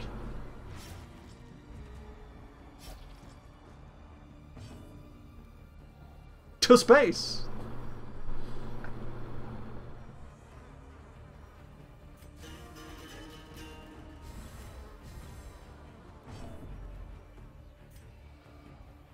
Okay, that's not a target while it's in the air. It's probably gonna land and, like, smash into somebody, I'd guess. Leaves the body open, though, so let's dive in there. Get some work done. Well struck.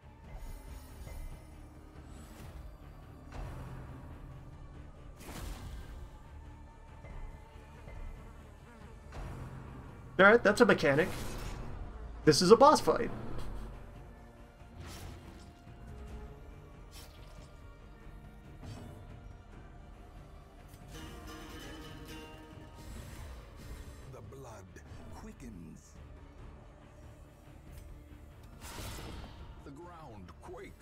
And Abomination is a good answer to the shield. That lets me slip damage past it.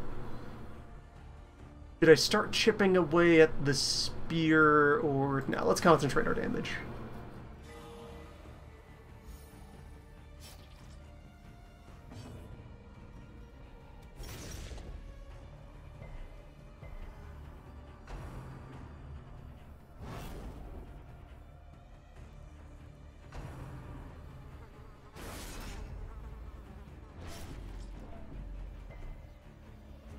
Yeah, if I'd brought the anti-stonework ring or armor-piercing characters, those would be the natural counter to this. Well, ring, or it might have been a pick. Whatever the chisel was. There was a stone-slaying item somewhere in the repertoire.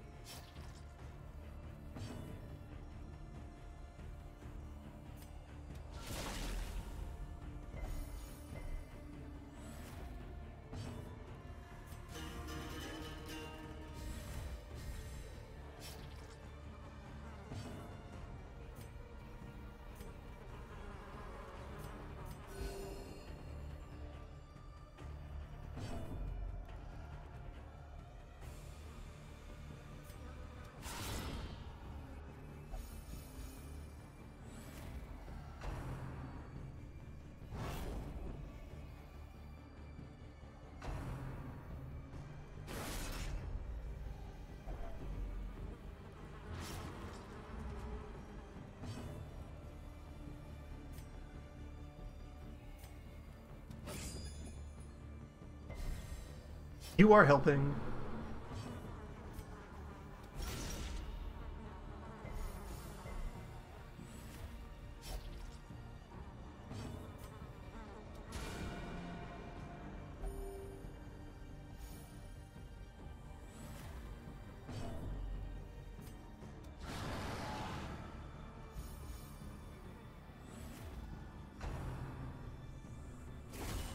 Death waits for the slightest lapse in concentration. Exposed to a killing blow.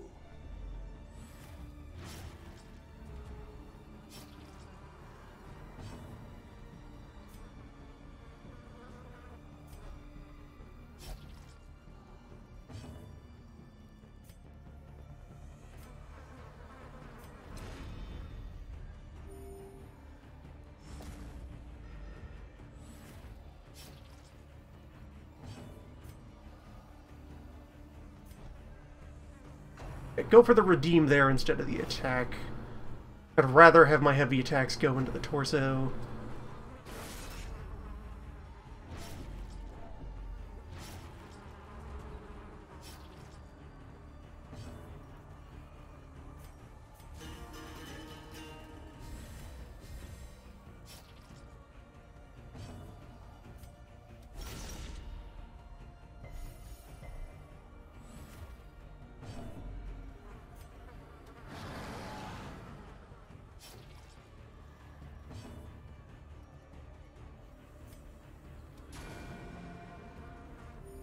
I'm getting 20-something damage a cycle when the shield is down, and then a bit of chip damage through the shield. A bit of formation mattering is going on, so that's inconveniencing things.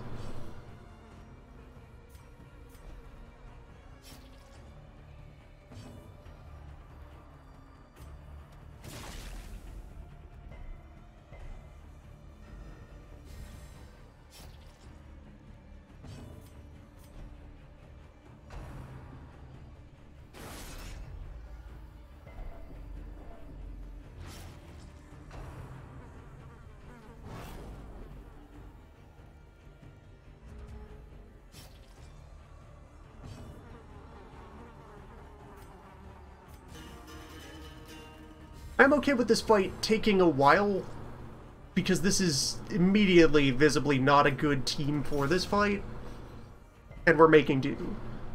Like, we're missing out on bleeding, bleeding, stunning, and blight, and stunning. We're managing, though.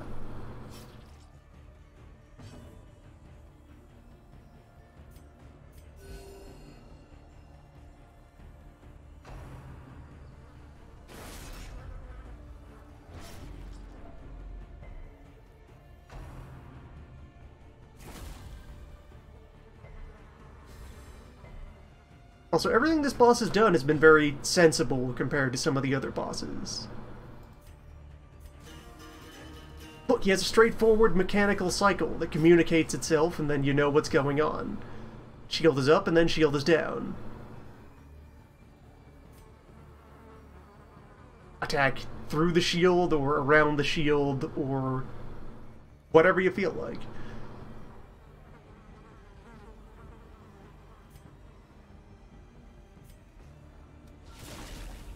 Gonna go ahead and do that. I'd rather save for the Exsanguinate against the torso.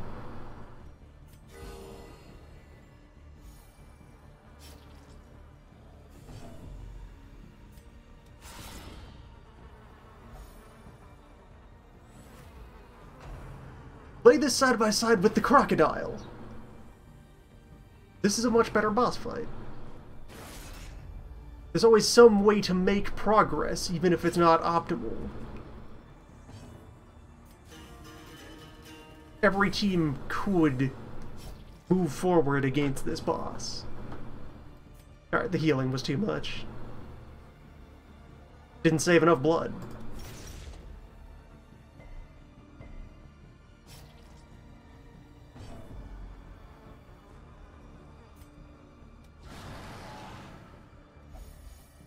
Almost there.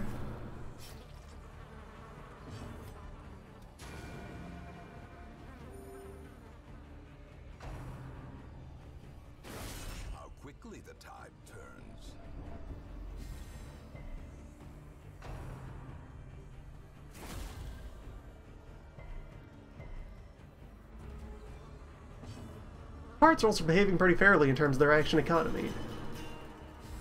Like, this is a low-medium damage bleeding attack, which is in line with other bleeding attacks. The slam only happens every other turn, so yeah, it's a cold shot attack without telling you where it lands, but it's also mediocre damage. It's occasional formation fuckery. That works out well. And the torso doesn't do anything, it just sits there, being a target.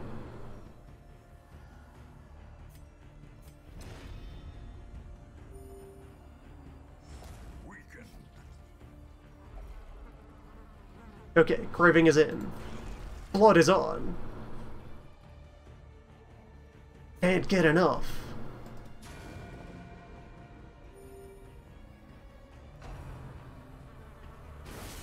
Mortality clarified in a single strike.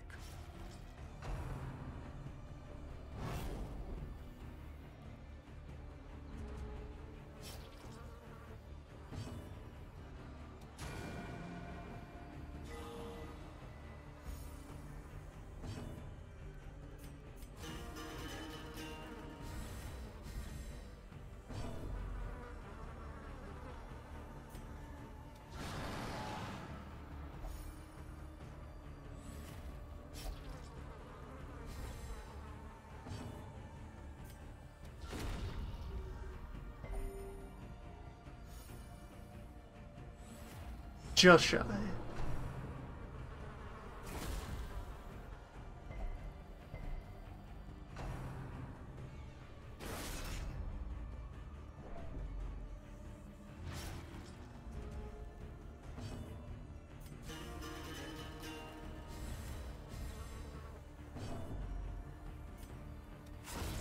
It crumbles for now, but I fear there may be no end to this bloodborne evil.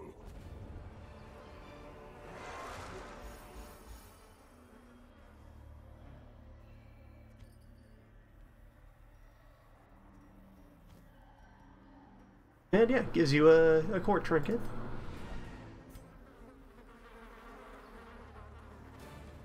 That's a good boss?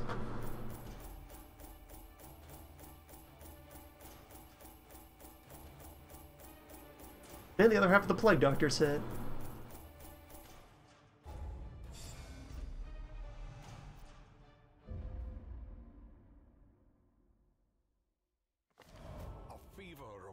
Determination sweeps through the barracks. Yeah, if you wanted to grind those out, yeah, that's repeatable. You'd get all of your blood trinkets. And I'd imagine those are like the ancestors. There's only one of in circulation, so you'd eventually deplete them. Have all of them.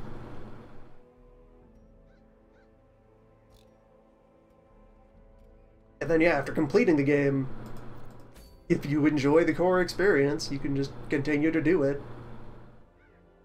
Collect numbers, build heroes, send them off to die. Send deeper and deeper into Fight Barn.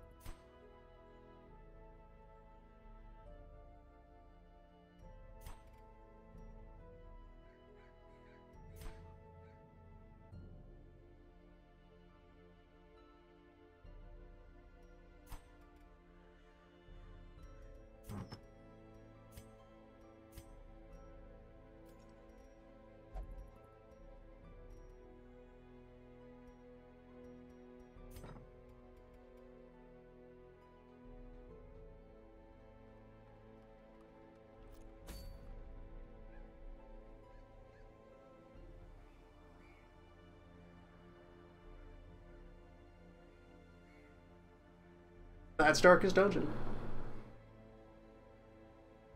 It could be better. It will get worse.